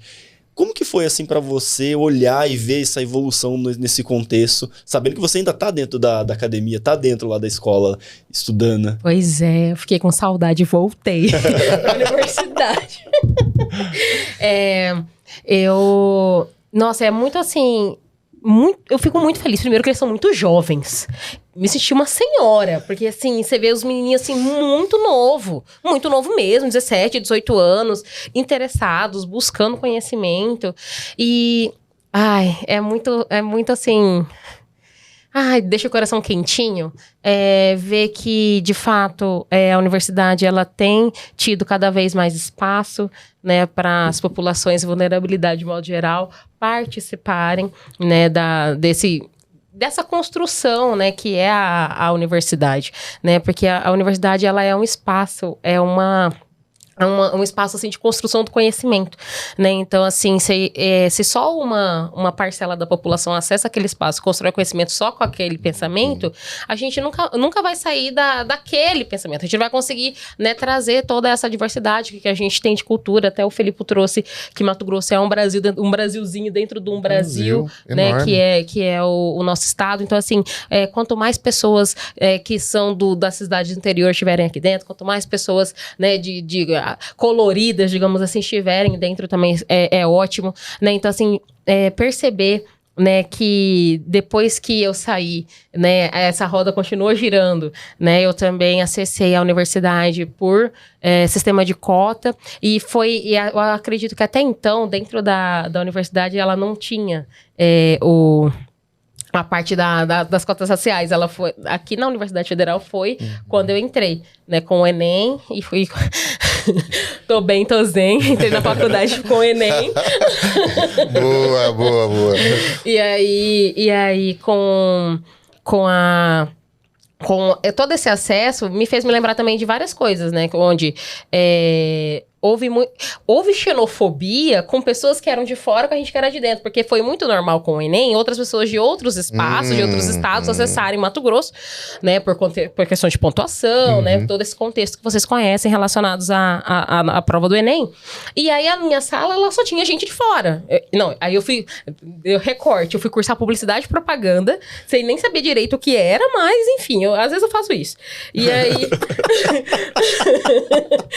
Eu tinha só 17 anos e eu queria fazer uma faculdade na Federal. Isso é um negócio muito cabuloso também, porque todo mundo ali vai decidir, tem que estar com esses 16, 17, você tem que decidir a sua profissão. É muita responsabilidade para um adolescente. Pra vida, né?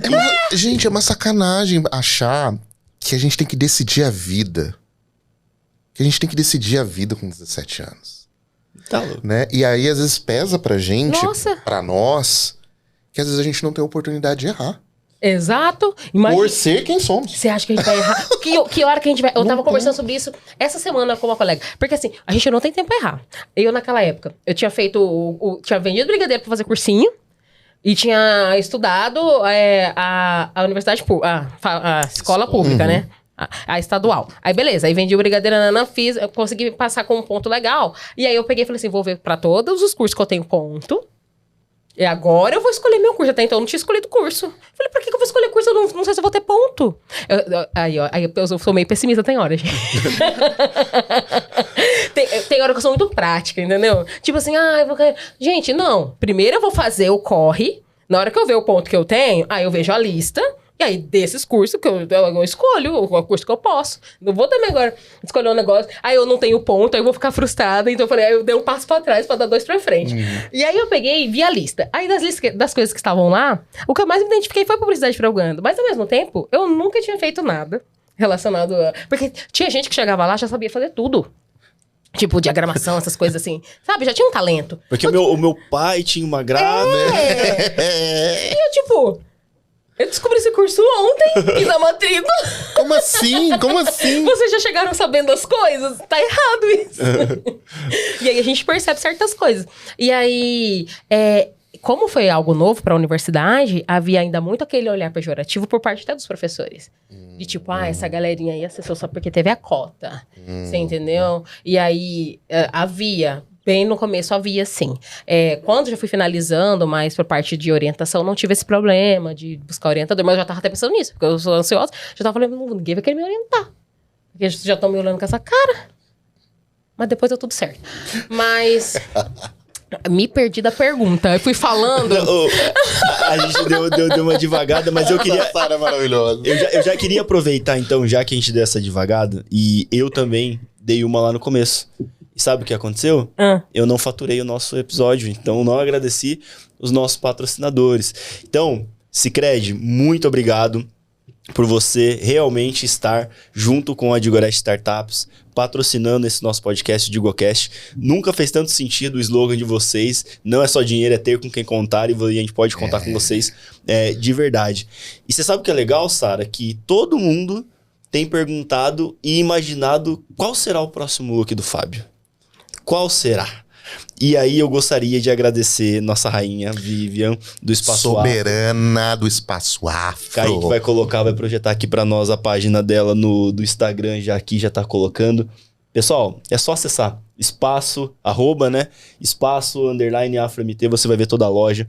Você vai poder fazer trança, como Sara tava falando. Você vai poder colocar cabelo orgânico ou não de várias formas. Vai ter roupa, vai ter looks maravilhosos para homens, para mulheres. Tem tudo que você precisa para reforçar a sua ancestralidade lá.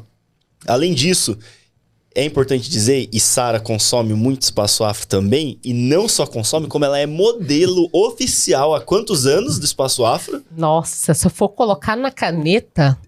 Desde pequenininha. 19 anos. 19 anos e é modelo Espaço Afro. 19 anos que eu sou modelo de Espaço Afro. Conheci ela, eu tinha 10. E olha, e estamos aqui nesse episódio falando aqui, já vai ter acontecido, mas esse ano de 2024, mais uma vez, Vivian vai promover o desfile afro lá na Praça da República, reforçando, trazendo tudo. Vai ter trança de graça, curso de transista, vários looks, feirinha.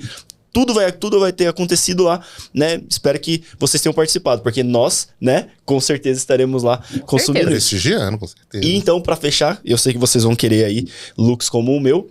Eu combinei lá com o Vivian, se você for para consumir lá no Espaço Afro, fale que você assistiu o nosso episódio aqui do Digocast e apresente o cupom de desconto Digocast Afro, e você vai ter 10% de desconto em toda a sua compra lá no Espaço Afro. O link, esse código também, esse cupom vai estar na descrição, e você vai poder ter acesso a esse mega desconto e vai se vestir de sua ancestralidade. Obrigado, Vivian. Obrigado, Espaço Afro.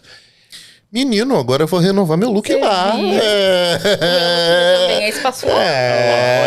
Olha aí. Brinquinho também. Tá Tem focando, meninas? Tá focando? Kaique, foca no brinco. Não, e Vivi é maravilhosa, assim. Eu tenho conhecido por Sara, e assim, admiro muito ela, a garra dela, né? Pro desenvolvimento empreendedor. Há anos fazendo. E assim, a generosidade dela, que acho que é uma das grandes características. Ela não tem medo de dividir, de trocar. Quantas pessoas não estão hoje empreendendo, ganhando dinheiro, né? Porque passou e teve a generosidade de viver nesse processo. Sim. Então, querida, segue assim. A gente precisa de mais pessoas como você assim no mundo, viu? E vou te falar uma coisa. Teve um evento que a gente rodou lá no Sebrae Lab, também no mês da Consciência Negra. Não foi ano passado, acho que foi um ano antes, que a gente trouxe a Daisy Mendes, que é do Rio de Janeiro. Eu fui. Né? E ela tava falando de aquilombamento, né? E aí, quando ela falou de aquilombamento, eu vi, naquele momento, a Vivian. Porque o que ela consegue fazer em torno dela é justamente isso. Ela quilomba pessoas, ela vai chamando todo mundo. É até engraçado, você vai lá ver, tá lá a Sara, que trabalha no Sebrae, não sei o que, o Fábio, que tava trabalhando com agro, não sei aonde, o Raul, que é fisiculturista, todo mundo, cara. Tá ali. Assim, você quilomba ali, assim, em torno dela, Espaço Afro, é muito massa, cara. Vivian, tu é rainha nossa mesmo, não é brincadeira, não. Rainha. É verdade. Maravilha. E, pessoal, já vindo para essa parte do empreendedorismo, da economia criativa, como que vocês veem a oportunidade para as pessoas estarem também envolvidas em nível global? Bem, primeiro assim, acho que é importante a gente colocar que hoje a economia criativa ele vem muito nesse campo de ser a solução para todas as coisas, né? Mas é uma coisa muito importante Como pra assim? gente... Tô achando, é a nova bala de prata do momento? Ah, mas todo mundo tá nessa vibe agora. Ai, porque a economia é criativa, ela vai resolver o mundo. Calma. Eu costumo dizer que economia criativa ela é uma grande estratégia que permite com que a gente desenvolva soluções diferenciadas com aquilo que a gente tem de melhor. Pessoas, conhecimento e competências, né? Então, não tem solução pronta. Esse é o primeiro ponto. Não tem solução pronta. A gente constrói soluções a partir daquilo que a gente tem. Então, a gente olha para território e olha para pessoas. Quando a gente vê, pensando no coeficiente de desenvolvimento empreendedor, e acho que essa que é a grande riqueza da economia criativa, você pode desenvolver uma série de encadeamentos produtivos ou de olhar para isso a partir daquilo que o território tem. A gente tem no Brasil uma realidade assim, só funciona o que é de fora, né? O copia e cola muito sem vergonha, que aí, ai, mas não deu certo. Claro, meu filho, o modelo que vai funcionar na Argentina, que vai funcionar na Europa, não quer dizer que vai funcionar no Brasil. Agora, é diferente quando a gente se inspira e faz desenvolver, né? Quer ver eu acho que um exemplo pra mim que é incrível disso é a galera do Mata Cavalo. Alô, galera do Mata Cavalo, eu amo vocês de paixão, porque vocês, pra mim, são uma grande referência de afroempreendedorismo. Por quê? É uma galera que tá ali existindo há séculos, que tem uma memória muito própria, que tem seus processos históricos, que tem a sua memória, a sua essência, e que estão desenvolvendo soluções econômicas para viver daquilo que eles gostam. Aquilo que a gente estava falando logo no começo. É viver daquilo que gosta. Então, eu lembro que no Expo Favela, tava uma galera lá, falando, sabe, trazendo, né? Quem faz turbante, a mulherada que trabalha com folha. E o legal, que eu acho que é o mais bacana disso, é que a gente não precisa tá focando em grandes graus de conhecimento. Seja uma pessoa que não tem um conhecimento acadêmico, mas ela tem um conhecimento ancestral, uma sabedoria, uma memória, aquilo é economia criativa também. Né? Não é à toa que tem um monte de empresa de fora que vai para a Amazônia ou vem para o Mato Grosso para conhecer ali. Por que a senhora diz essa folha aqui para tomar um banho e depois passa dor de cabeça? Essa garrafada aí. Né? Então tudo isso são competências criativas construídas ao longo da história que só, por exemplo, ali em Mata Cavalo tem, mas a gente poderia falar de outros vários lugares. Então, primeiro ponto, economia criativa, a gente está falando de trabalhar pessoas, a gente está falando de trabalhar as competências das pessoas e olhar para cada território. É isso muito que a gente faz no Sebrae, eu e Sara. A gente olha muito pros lugares e aí a gente pergunta, tá, e aí, o que a gente pode mostrar para o mundo que o mundo ainda não viu? Sacou? Né? Castanheira lá, que de repente tem coisa lá em Castanheira que só tem lá.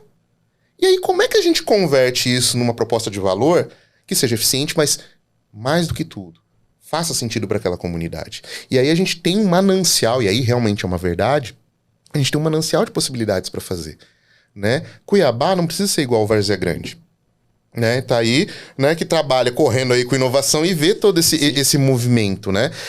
Mas como é que a gente constrói propostas de valor e desenvolvimento econômico baseado naquilo que o nosso povo quer ou naquilo que a gente quer viver? Né?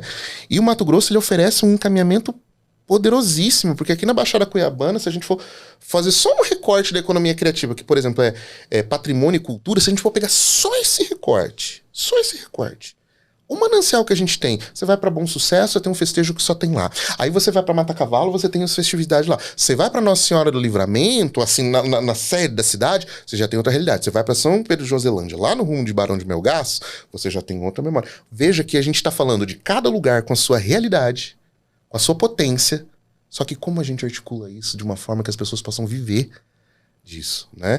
E aí o Mato Grosso ainda tem esse desafio, vendo do lado de cá, que a gente, é aquilo que a gente estava falando no começo, é bater no peito e falar, ó, isso é meu, eu posso transformar isso num modelo econômico, numa proposta de desenvolvimento econômico e viver disso de verdade, né? Então, o grande esforço, eu vejo do ponto de vista empreendedor, das competências empreendedoras, ou de como a gente vai articular esses territórios e eu digo isso para todo mundo que vai trabalhar com qualquer segmento de economia criativa, ou se... Primeiro, o Mato Grossense não se vê muitas vezes como criativo. É ou não é, Sara? Quando a gente tá andando, aí as informações... Você tem aquela artesã de mão cheia, maravilhosa. Ai, mas eu não sou empreendedora. Eu só faço um fuxico aqui.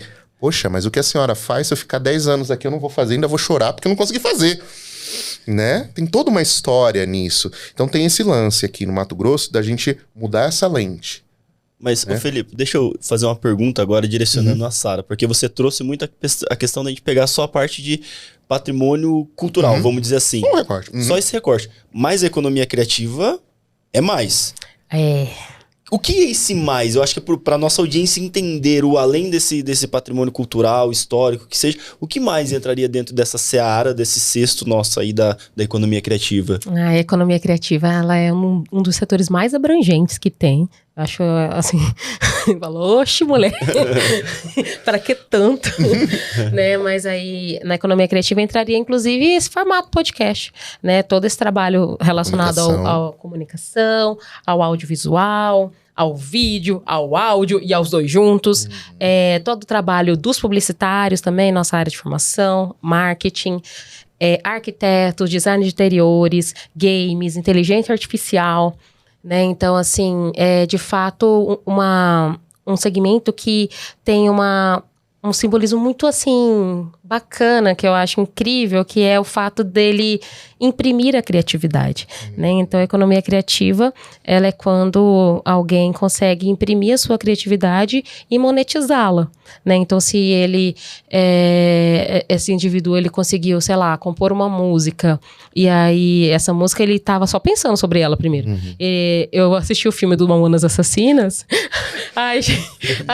porque eu era pequenininha quando eles morreram, mas eu ouvi as músicas, eu falei, não, vou assistir o filme, já que vai ser a única relação que eu vou conseguir ter com eles. E aí, eles faziam muito isso, tipo assim, eles tinham aquelas letras escrachadas e tal, aí tava um de frente pro outro, ficava, tá, não sei o que, banana, vai escrever o quê, né? Aí, tá, eu tô pensando na melodia. Então, assim, a pessoa vai compondo ali, tipo, ou ela compõe sua letra, ou ela compõe a melodia primeiro e vai pensando na letra, enfim, todo esse processo, ele é criativo. Né? Ele parou para pensar sobre aquilo, firmar o lé com cré para poder sair ali uma combinação de alguma coisa. E tudo isso ele estava imprimindo a criatividade dele por meio daquela atividade. Seja pensar a melodia, seja imprimir toda a parte da letra. E aí, quando ele consegue fazer isso e consegue tangibilizar em uma apresentação artística, aí você, nossa, que legal, pô, vou monetizar isso, vou colocar, sei lá, né, num rádio, vou pagar para ver seu show, né, fazer um filme, que nem o pessoal fez um filme deles, exato. Né? Então, tudo isso é economia criativa. Então, a pessoa conseguiu, de fato, imprimir a sua criatividade em formato do que ela trabalha, que no caso é música, né, nesse exemplo, e aí aquilo virou dinheiro para ela. Porque ele colocou essa monetização no aplicativo, ele colocou, foi cantar essa música em algum lugar. Ah, nossa, se apresentou, ganhou aqui um cachê, né? Então, a economia criativa, ela vai resumir todo o trabalho, né, que é feito através dessa impressão da criatividade, né? E isso é muito sensacional, porque você começa a pensar em várias outras áreas que também são economia criativa, como essa que a gente estava falando da cultura, a questão de museus, pontos históricos, o próprio cowork pátio, também é um cenário de economia criativa, por isso que eu já estava até pegando ali o número, falei, que é meu potencial cliente, vamos conversar, vamos fazer coisa junto. E o louco é como isso se integra, né? Por exemplo, eu tô fazendo uma produção audiovisual, mas eu preciso da galera da música, que eu preciso da galera do design. Então você consegue criar um encadeamento ali que é único. E esse talvez seja o lance, né? Na economia criativa você trabalha com aquilo que é único, daquilo que é singular. E aí eu costumo brincar hoje, estando aqui, eu falo, o mundo precisa conhecer o lambadão. Aí eu amo o lambadão. O mundo precisa. Eu não vejo a hora. Eu acho que tem vários ritmos regionais que estão chegando, estão estourando. E aí vai naquela questão de ter chancela. Estourar em São Paulo significa estourar no Brasil. Exato. A gente precisa fazer o lambadão estourar em São Paulo. A gente precisa fazer o lambadão estourar, porque é um exemplo, é um dos vários exemplos que a gente tem aqui no Mato Grosso, que é uma sonoridade muito própria. E é curioso. Não pode ter muita música ruim, mas nada fica ruim no lambadão. Sim. Vocês já pararam pra perceber? Não, que pode ter. Eu amo. Olha, tem muita música ruim, melodia péssima, letra horrível, mas tudo, absolutamente tudo que vem pro lambadão fica bom. E é o que eu falo, o mundo precisa conhecer, e isso é uma marca Mato Grosso. Não tem outro lugar que tem um lambadão da forma, assim, e ritmo, gênero, forma, não tem. E aí que eu falo, como a gente tá trabalhando isso pra fora? Se é que foi trabalhado. E se é que foi trabalhado, e a gente tá aí com uma mina de ouro, que a gente tem artistas maravilhosos, e aí que eu falo a questão da representatividade. Você tem um Chico Gil, que é a grande referência do lambadão, e aí hoje você tem modalidades já dissidências, né, que é o lambadinha. Tem um jovem, tem como que é? Tem uma banda jovem de lambadão, que são os meninos muito novos, tipo assim, 19 anos. Olha aí. Uma banda de 2 meninas e 2 meninos. Olha E aí você fala assim, cara, a nova geração fazendo lambadão também, isso é muito legal. Olha que louco o negócio. Meu filho, Jorge Miguel, nasceu dia 10 de setembro. Dia 10 de setembro é o dia do Lambadão! Já nasceu aqui. E aí eu Tem tenho que... detalhe, e é mesmo. Ele começa a ouvir uma melodia, ele já tá ali assim, ó. Ele já começa a dar a dançadinha dele. E aqui eu devo confessar, porque o lambadão que eu me apaixonei foi o tal do Batman do Amor. Gente, quando toca essa música, eu só quero fazer a coreografia. Porque é bom, gente, é bom, é maravilhoso. E é o exemplo, assim, a gente tá brincando com isso, mas é um exemplo da criatividade que existe, da potência que tem aqui no Mato Grosso. E músicas autorais. Autorais, é daqui, fala daqui, conta daqui. E eu acho engraçado que quando falam músicas autorais, a gente só pensa em banda indie, banda popzinho, um negócio assim, bem lá. Que é bom também, é bom também. A gente vai ter vibe. Gente, eu sou uma pessoa eclética. Vai ter vibe. Vai ter um dia que eu vou estar mais MPBzinho. Mas assim, quando você fala banda autoral, você só pensa nessa galera, né? Mas, cara, lambadão também é autoral. Sim. No caso do R-Som. Sim, total. No caso dos meninos que trabalham com a melodia também. Porque eles mudam toda a questão da melodia. Não, e o quanto Aí, isso... a letra não, mas a melodia sim. E o quanto isso influencia e gera negócio, né? Tem a... Por exemplo, eu sou particularmente muito fã, me tornei fã da Banda Calorosa, por exemplo. Né? Autoral também. Autoral. Tava lá no show, né? Olha aí. Verdade. Banda autoral, você vê que bebe na fonte do lambadão, que respeita a melodia, o processo de construção melódico e tal. E esse ano a gente teve o prazer, né? Ela integrou uma iniciativa nossa na Bolívia. Ou seja, o Brasil ter num espaço, numa feira internacional de livro, onde, primeiro, Mato Grosso já foi protagonista, porque foi o único ente, o Sebrae Mato Grosso foi o único ente convidado nacional a compor a programação. Então, praticamente, 50% da programação era Mato Grosso, de cinema, música. Então, você ter o lambadão tocado, o rasqueado cantado, num outro país. E o detalhe, uma coisa, o pessoal da Lambuza Musical, que é quem faz a condução, Larissa e tudo mais, a repercussão do pessoal ouvindo. Nossa, como assim? Eu nunca tinha ouvido isso do Brasil. Porque você tem ali o samba, tal, as outras coisas muito posicionadas. Ok, tem o seu valor, tem o seu mérito. Mas e aqui? Né, o pessoal agora querendo acessar, ampliando já, olhando, falando, não, calma aí, deixa eu acessar o Spotify pra ver. Deixa eu ver desse tal aí, de Manifesto Calorista, né? Que é uma coisa muito nossa. Então, falar de economia criativa é falar daquilo que a gente tem de melhor, que são as nossas questões pra independente e criar vínculo, porque é a música que conversa, volto a dizer, conversa com o audiovisual, a gente vive isso muito lá, né, Sara? Cada atividade que a gente vai fazendo lá, a gente tá com alguém da música, mas ao mesmo tempo a gente já vem alguém do audiovisual que cola junto, aí vem o pessoal da inovação. Tem esse barato do trabalho da economia criativa, a gente trabalhar em rede, a gente se conectar, porque é realmente onde você tem potência. Sozinho a gente não vai avançar, mas é essa conexão que faz o boom acontecer, né? Pra quem não sabe o que é um ritmo de lambadão, é só ouvir a abertura do Digocast. Porque a abertura é feita no ritmo de lambadão. Nossa, aqui bem tradicional, a melodia apenas, né? E, enfim, é muito bom, mas queria passar aí a palavra pra Rose.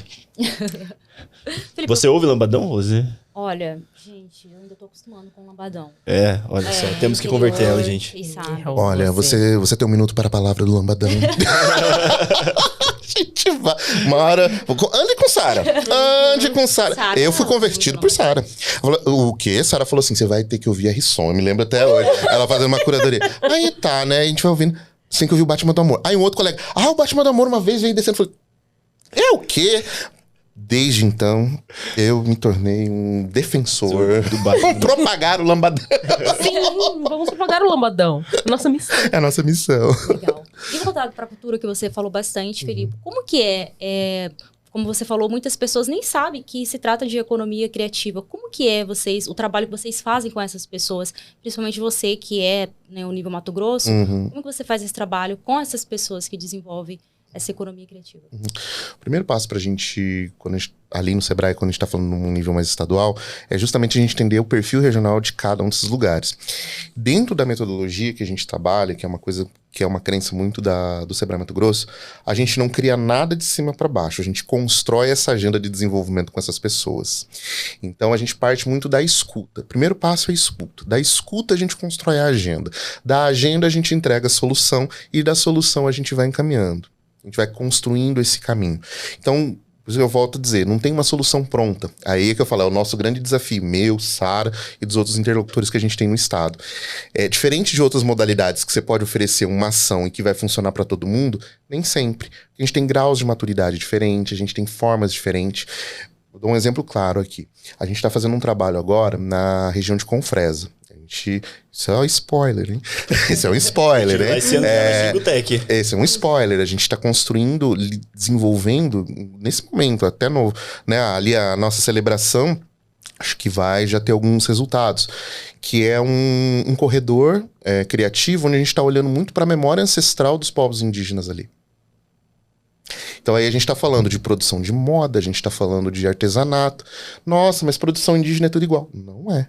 E aí a gente precisa construir, porque cada comunidade, cada povo tem a sua forma. Então a gente precisa chegar com a nossa fala traduzida. Quando eu digo traduzir, é de forma que faça sentido para essas pessoas.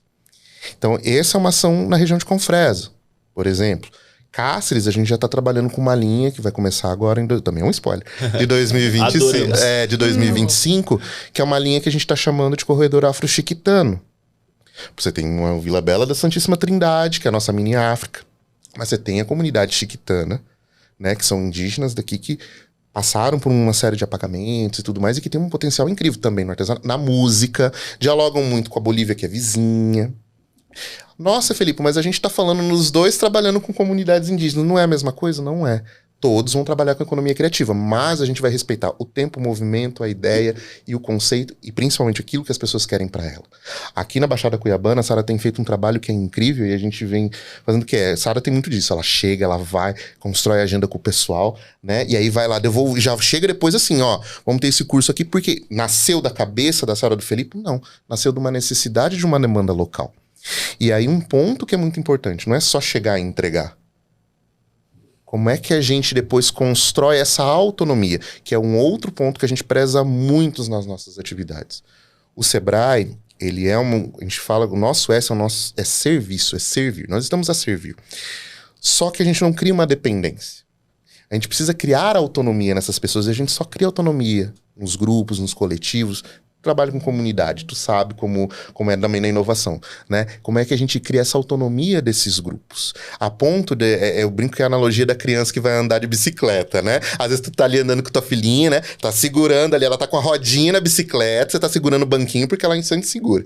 Depois você tira a rodinha, mas você continua segurando. Chega um momento que ela vai estar andando, ela vai olhar pra trás, ela vai estar tirando a mão, vai estar tirando onda, né? Mas ela vai olhar pra trás, vai ver a mãe que vai estar ali.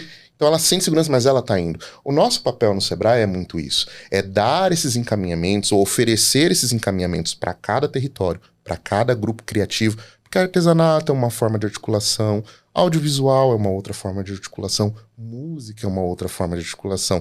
Eu falo, é o problema bom e o problema desafiador, né? Porque você tem que virar uma chavinha muito...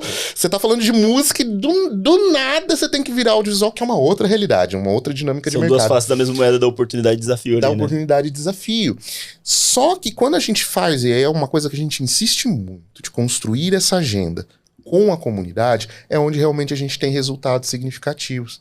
Porque vai chegar um momento que o Sebrae ele tem uma intervenção maior e depois ele vai tirando a mão. É muito o que a gente vai fazendo até com música, né, Sara? Que a gente tem feito muito com alguns festivais, algumas iniciativas aqui. Às vezes o Sebrae está muito presente, depois o Sebrae vai tirando o pezinho de pouquinho em pouquinho. Pra quê? Para que essa pessoa tenha autonomia. Porque vai chegar um momento... E aí a história do fomento, o fomento é justamente para criar a base.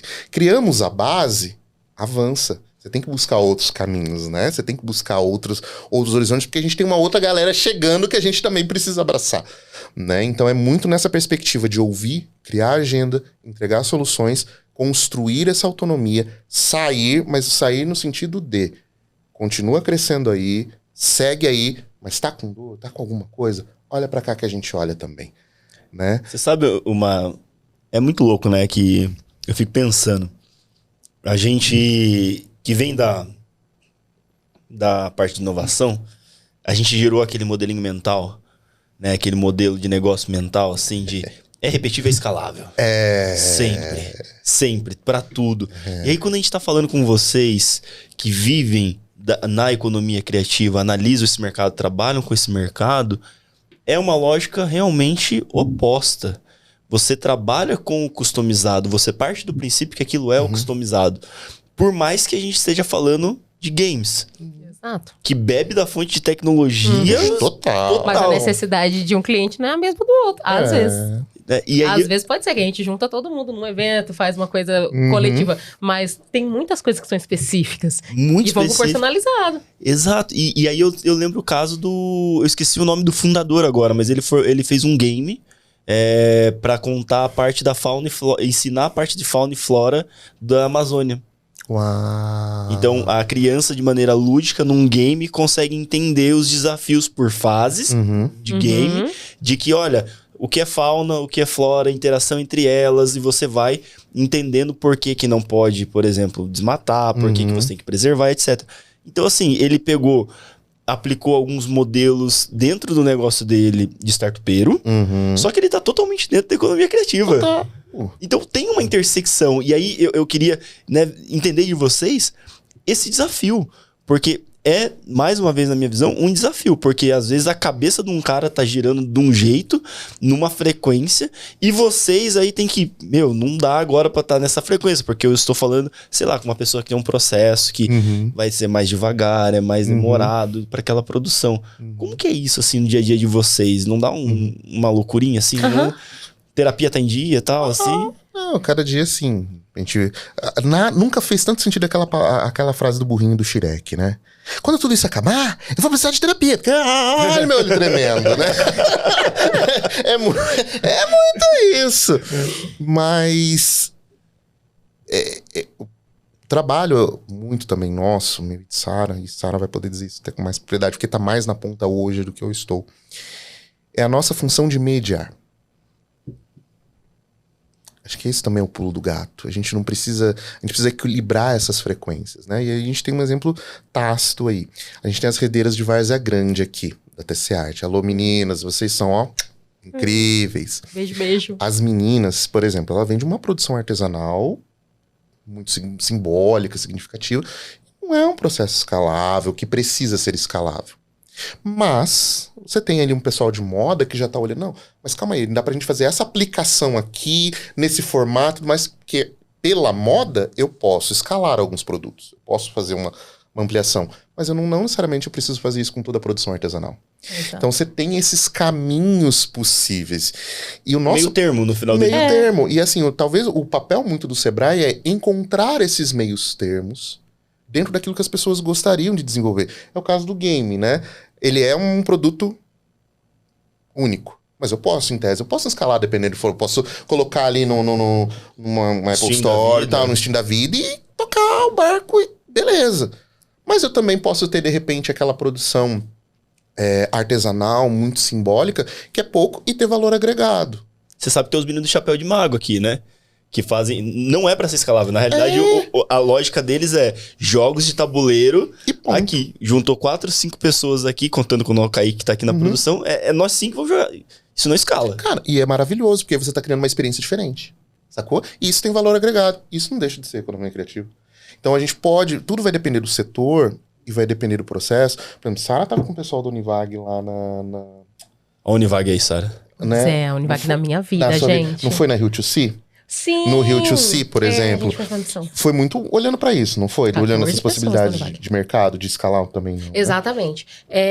Lá no Rio 2C, que é um grande evento que acontece no Rio de Janeiro, e ele olha para toda a diversidade da economia criativa, e isso é muito importante. Isso, nossa, para as pessoas que participaram, a gente conseguiu vivenciar muito essa experiência, porque são várias programações em paralelo, são mais de 20 auditórios, tudo ao mesmo tempo, e é tudo de economia criativa, vai ter de tudo, vai ter game, aí tinha uma palestra voltada para música, então tinha uma ilha toda trabalhada, voltada para quem tem interesse em música, aí depois já tinha uma ilha toda voltada para quem tá olhando para games, uma parte pro audiovisual, outra parte olhando para outros setores de economia criativa, né? Então eles trabalhavam muito essa diversidade, e aí eles entendiam muito isso também, de que tem espaços que vão ser, sei lá, a palestra do Cazé TV foi no auditório gigantesco, porque o impacto de Cazé nesse momento. Cara, você falou, né, no você audiovisual. falou agora, cara. O Cazé TV é economia criativa. Exemplo majoritário de como você pode transformar uma produção. Gente, Os memes, né? os Cara, memes. Pô, ele conseguiu esse menino é um derrubar. negócio fenomenal. Ele conseguiu derrubar. Gente, em plena Olimpíada, ele conseguiu ter audiência maior que a Rede Globo. Você tem noção? E um cara que tá ali produzindo local, conduzindo. Não é? E não foi só isso. Vamos pegar o esporte do Brasil, não é futebol? Exato. O que aconteceu na Eurocopa com o Cazé TV? Gente, Cazé, fizemos jabá seu, você pode fazer o nosso aí também. e aí, então a palestra dele, nossa, por conta de todo o impacto que ele tem tido hoje na cena, auditório gigantesco. E outras discussões em auditórios menores. Porque tinham, que eu falei, mais de 20 palestras em paralelo. Então, se eu coloco todo mundo no auditório gigantesco, não dá. Porque aí vai ter 3 pessoas às vezes e o outro vai ter 500 interessadas, né? Então, até isso, dentro de um evento, também foi recortado, que é o que a gente faz também, né? Eu converso muito com o Felipe, porque eu chamo ele de meu oráculo. Olha lá. O senhor que traz as respostas. Ah, meu Deus. Porque ele consegue ter essa visão, né, de trabalhar mais tempo nessa área, e aí sempre trazendo bastante insights. Mas, assim, a gente consegue ver dentro dos 13 municípios que estão sobre a minha responsabilidade, essa diversidade gritante, né? Porque Cuiabá e Várzea é grande, né, conjugados aqui, né, a gente tem bastante trabalho de várias frentes de economia criativa. E aí, quando eu vou pro interior, já é muito diferente o cenário. As pessoas são diferentes, a simplicidade, o jeito como aborda, até a velocidade que você tá falando. Você não vai falar... Não, aqui é... Nem o caramelinho sai do meio da rua. Você que desvie com o seu carro. O caramelinho não levanta, sabe? Então, assim, é um ritmo diferente. E aí, não é uma questão que a gente que vai acelerar. Não, é o que a gente tava falando. Me lembrou até uma citação que eu estou... né, escrevendo a minha dissertação neste momento, e aí é uma fala de Paulo Freire, que ele fala que essa construção da educação, ela não se faz de A para B, ou de B para A, e sim de A com B mediatizados pelo mundo, ou seja, todo mundo aprendendo em coletivo, enquanto estamos vivendo, sabe? O que eu aprendi com eles também, nesse 1 ano que a gente tá trabalhando junto, é uma coisa assim, meu Deus do céu. E acredito que também consegui passar algumas coisinhas, e juntos a gente também construiu várias coisas, sabe? Então, eu acho que a importância também da gente ter esse olhar, sempre de não um olhar de vou salvar o mundo, até porque não somos super-heróis, apesar de amar o T'Challa, amar vários super-heróis da Marvel, de si, eu nunca sei de quem é de quem, mas amo todos. Não tenho hoje a pretensão, a ambição de ser uma, sabe? Inclusive, não quero mais ser mulher guerreira, quero ser mulher, sabe, rica, com hobby rosa bebê. Cleópatra. Boa, é difícil ser mulher guerreira, né? Então, assim, olhando para todos esses cenários, né, voltando ao cerne, para todos esses cenários há realmente muita diversidade. Hoje, né, repetindo mais uma vez, Mato Grosso é um Brasilzinho dentro de um Brasil, né? Então, assim, de fato, hoje a gente tem que olhar muito isso, né, e respeitar também as velocidades das pessoas, principalmente, né? Porque, às vezes, e é aquilo que até que o Felipe trouxe, às vezes é algo que eu tô vendo que é uma oportunidade muito boa para você, que deveria ser feita agora. Mas se não é o seu tempo nesse momento, se é algo que para você não é prioridade, ou que não é algo que vai rolar agora, tá tudo bem também, né? É aquela coisa, a gente vai estar sempre aqui, né, para apoiar no que for possível, mas às vezes, né, não é o momento também. E aí a gente vai construindo isso coletivamente para que fique, né, algo saudável. É o lance da porta aberta, né? É o lance da porta aberta. Às vezes você tá E é muito importante isso, não só para economia criativa, para qualquer tipo de modalidade de desenvolvimento econômico. A gente olhar o tempo e o movimento do território. Sim. Né? Tem que respeitar. Tem que respeitar, porque é aí onde realmente você consegue promover transformação. Porque a gente também pensa, seja pela economia criativa ou outras modalidades, que a transformação, ela é... Nossa, ela é assim, acontece agora e não, a gente tá falando de gente. Exato. E gentes, né? Tem tempos, perspectivas, pensamentos e fluxos mesmo diferentes. E a gente tem que olhar para isso com carinho, com afeto, mas sobretudo com muito respeito. E deixar a porta aberta. Hoje, a gente talvez não vai falar disso. Mas amanhã, se você quiser, bate lá na porta, vamos tomar um cafezinho e a gente conversa. Então sempre vai ter aquele espaço, e essa é uma preocupação muito grande que a gente tem ali no Sebrae, no nosso núcleo, de sempre deixar a porta aberta. Para que quem quiser chegar, tomar um cafezinho... e agora fez sentido. Não tem, a gente tem aquele momento ahá, que às vezes você tá ali e tal... agora... Então, é nesse momento que a gente quer que você chegue com a gente. Né? Mas isso só acontece quando a gente deixa a porta aberta. E cria um ambiente seguro para ele chegar lá. Cria um ambiente seguro para isso. Isso é fundamental. Eu acho que assim, pensar essa questão de ambiente seguro sempre é o que eu procuro, inclusive, fazer aqui, tá? Eu quero que quando vocês sentem aqui, que vocês fiquem seguros pra falar mesmo, né? Mas eu queria fazer uma pergunta até já caminhando pro final, dentro da nossa perspectiva aqui, a produção já me alertou aqui. Eu quero agora resgatar um pouquinho e fazer um certo fechamento dentro do que a gente veio falando, né? Pois a gente estava lá no começo falando muito mais de consciência negra, de todo esse recorte que a gente vive e viveu. E aí depois a gente passou muito pelo aspecto profissional de vocês, passando economia criativa, entendendo que praticamente quase tudo ali a gente pode, de alguma forma, encaixar dentro de uma economia criativa, fazer um encadeamento produtivo ali para que as coisas conversem. Descobri que o Digocast faz parte de economia criativa. Olha aí. Então, estamos sabendo. Vou ficar de olho em editais de economia criativa, que é sempre importante. Mas a gente trilhou isso, bem ou mal, dentro das nossas jornadas. E se vocês agora fossem olhar pro passado, se a Sara fosse olhar para aquela menina do passado dela lá e falasse para ela, olha, com o seu tempo de janela de carreira que você tem aqui agora, o que você diria para ela? O que você colocaria para ela assim, olha, você, essa menina negra, dentro de um ambiente, de uma sociedade que sim é racista, que sim tem racismo estrutural, que sim a instituição a qual você representa, o que você está, de alguma maneira, tem uma majoritariamente pessoas brancas, e você pode se encontrar jovem, né? O que você diria para ela que ela poderia esperar dentro dessa carreira aí? Olha, eu diria... calma, primeiramente, que sempre fui muito ansiosa. Falaria, calma, respira, deixa eu te contar uma coisa. Né? E olharia muito... Hoje, olhando assim para tudo que eu já vivi dentro dessa jornada, eu diria muito sobre resistir, sabe? Porque, como eu até... fui conversando ao longo do episódio, em alguns momentos já esmurreci, chocando a todos os presentes, né? Não consegui ser a pessoa mais forte que deveria ser, a mulher guerreira. A mulher rei mulher rei, é uma mulher rei. Amo esse filme. E tem também uma série... Fica à vontade se tiver alguma recomendação aí pra falar. Você, Sara, de 10 anos atrás, você tem que assistir esse filme porque esse filme vai te ajudar. É válido. Cara, sério? Claro que é, porque a gente tá tentando trazer referências pra essas pessoas, certo? Isso é verdade. Então tá. A Sara de 10 anos atrás, enfim... Tá, que 10 anos atrás eu estaria com 19, ainda tava mais negócio. Vamos colocar de 20 anos atrás, então, que eu estaria ali com 9. Era uma menina muito assim, que ainda não tinha esse letramento racial, né? Eu me descobri negra por meio do racismo, né? Por meio da violência, que até então todo mundo era negro dentro da minha casa, então tá igual, né?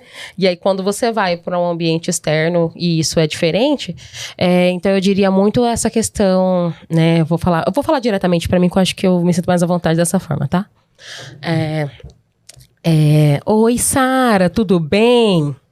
Então, amiga, o seguinte, seja forte, resiliente e corajosa, porque infelizmente é isso, né? O trem tá feio e vai piorar, porém, você vai conseguir, vai dar certo, vai doer talvez, vai perder umas penas no meio do caminho, mas vai dar tudo certo. Talvez houvessem escolhas melhores que a gente poderia fazer? Talvez sim. Mas, se a gente mudar qualquer coisa agora, pode ser que mude tudo.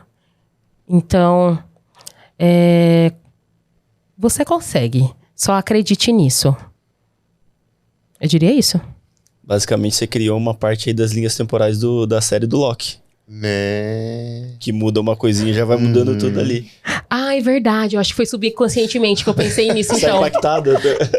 Olha, porque assim, qual foi o... tá. O filme do Deadpool e do... Eu não assisti ainda. Tá. Então não O vou dar novo. spoiler. Não, mas pode, não tem problema. Tá, então eu só vou entrar no mérito que tem uma parada de linha temporal também nesse Também? filme. Tem uma parada de linha temporal. E aí, eu assisti também Loki. E aí, a Marvel tem brincado muito com isso, né? De colocar linhas temporais. E aí, isso é muito interessante. Porque, de fato, quando você muda um ponto, você muda todo um contexto. Isso pro bem e isso pro mal. Isso pro bem e isso pro mal. Então, isso é muito importante. De pensar na responsabilidade das nossas escolhas. E o que ela impacta também na vida do outro. Houve uma pergunta que a Rose me fez, eu fiquei, mas gente, eu tô impactando quem, aonde? A louca. Mas aí eu vou pensar, de fato, né? Quando você me contou que você conheceu a Rose lá no Bate-Papo com os Crias, que foi um evento que surgiu na mesa, eu e o Felipe pensando, como que vai ser esse evento? E aí a gente criou isso.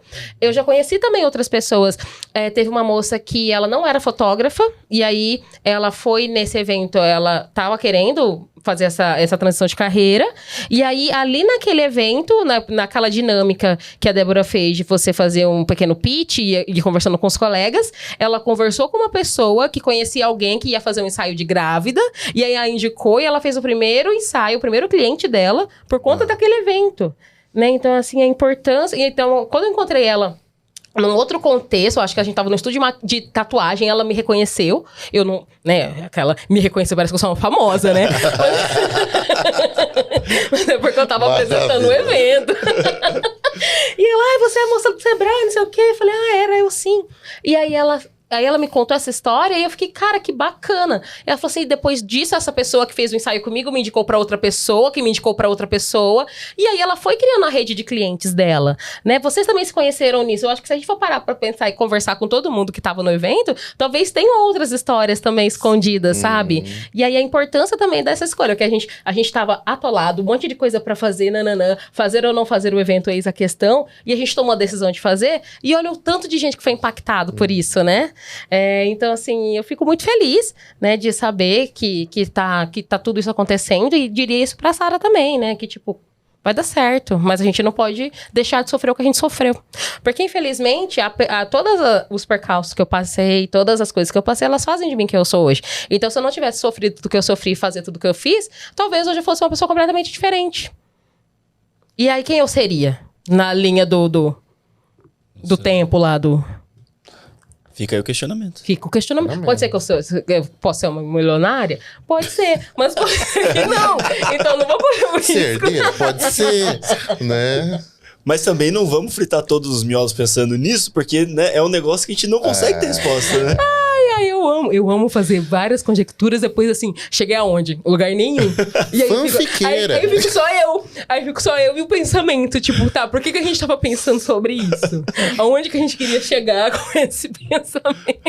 Ai, gente. Com certeza. Caraca. E é igual o Felipe falou, né? É reconhecer quem somos e também o impacto que a gente causa na vida das pessoas. Exato. Já aproveitando, Felipe, essa sua caminhada aí, aos 24 anos, já num cargo tão importante, eu gostaria de saber qual que é o legado que você quer deixar. Se te ajuda. Teve um amigo que ele mandou uma vez assim pra mim.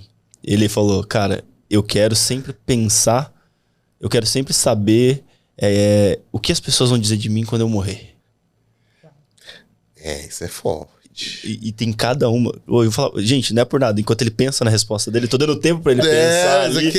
Que você pegou ali, aquela que deixou ele ali desconfortável ali pra pensar. Não, porque é curioso. Mas teve outras pessoas que passaram aqui.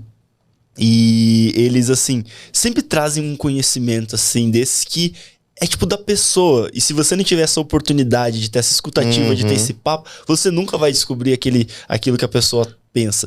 Então, é muito nessa posição, né, que a gente quer que vocês fiquem. É por isso que a Rose perguntou isso pra você. Isso pra mim é que eu falo, eu tenho uma relação de muito afeto, fui muito criado próximo dos meus avós, né? E eu falo muito de mim, minha mãe até brinca, assim, que eu tenho mais perfil dos meus avós. Assim, eu brigo igual minha avó materna, eu xingo igual minha avó paterna. Tem muito perfil dos meus avós. E eu me lembro muito, isso me lembrou muito que é a minha filosofia de vida, assim. Quando eu tinha uns 9 para 10 anos, foi muito uma situação de escola também, tava bravo, irritado. Aquele dilema de você... Todo mundo odeia o Cris, representa parte da minha vida, assim, na escola. E eu lembro que eu fui pra casa do meu avô, tinha esse costume, né? Era muito próximo. E meu avô diabético e tal, ele tinha lá uma série de plantinhas, assim, que ele cultivava lá pra fazer lá as massagens da perna dele. Eu, bravo, pistola, revoltado. Falei, eu não quero saber de ir pra escola. Essa vida, meu Deus, eu só levo bordoada, aquela coisa assim.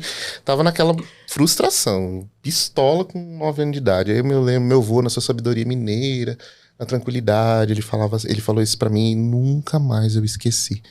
Ele falou assim, Felipe, você vai passar por muita coisa nessa vida. Muita coisa boa, muita coisa ruim. Mas pensa pelo lado positivo. Você tá vivo. E o teu viver vai poder ajudar muitas outras pessoas a viver a partir disso. Daquilo dali, foi assim...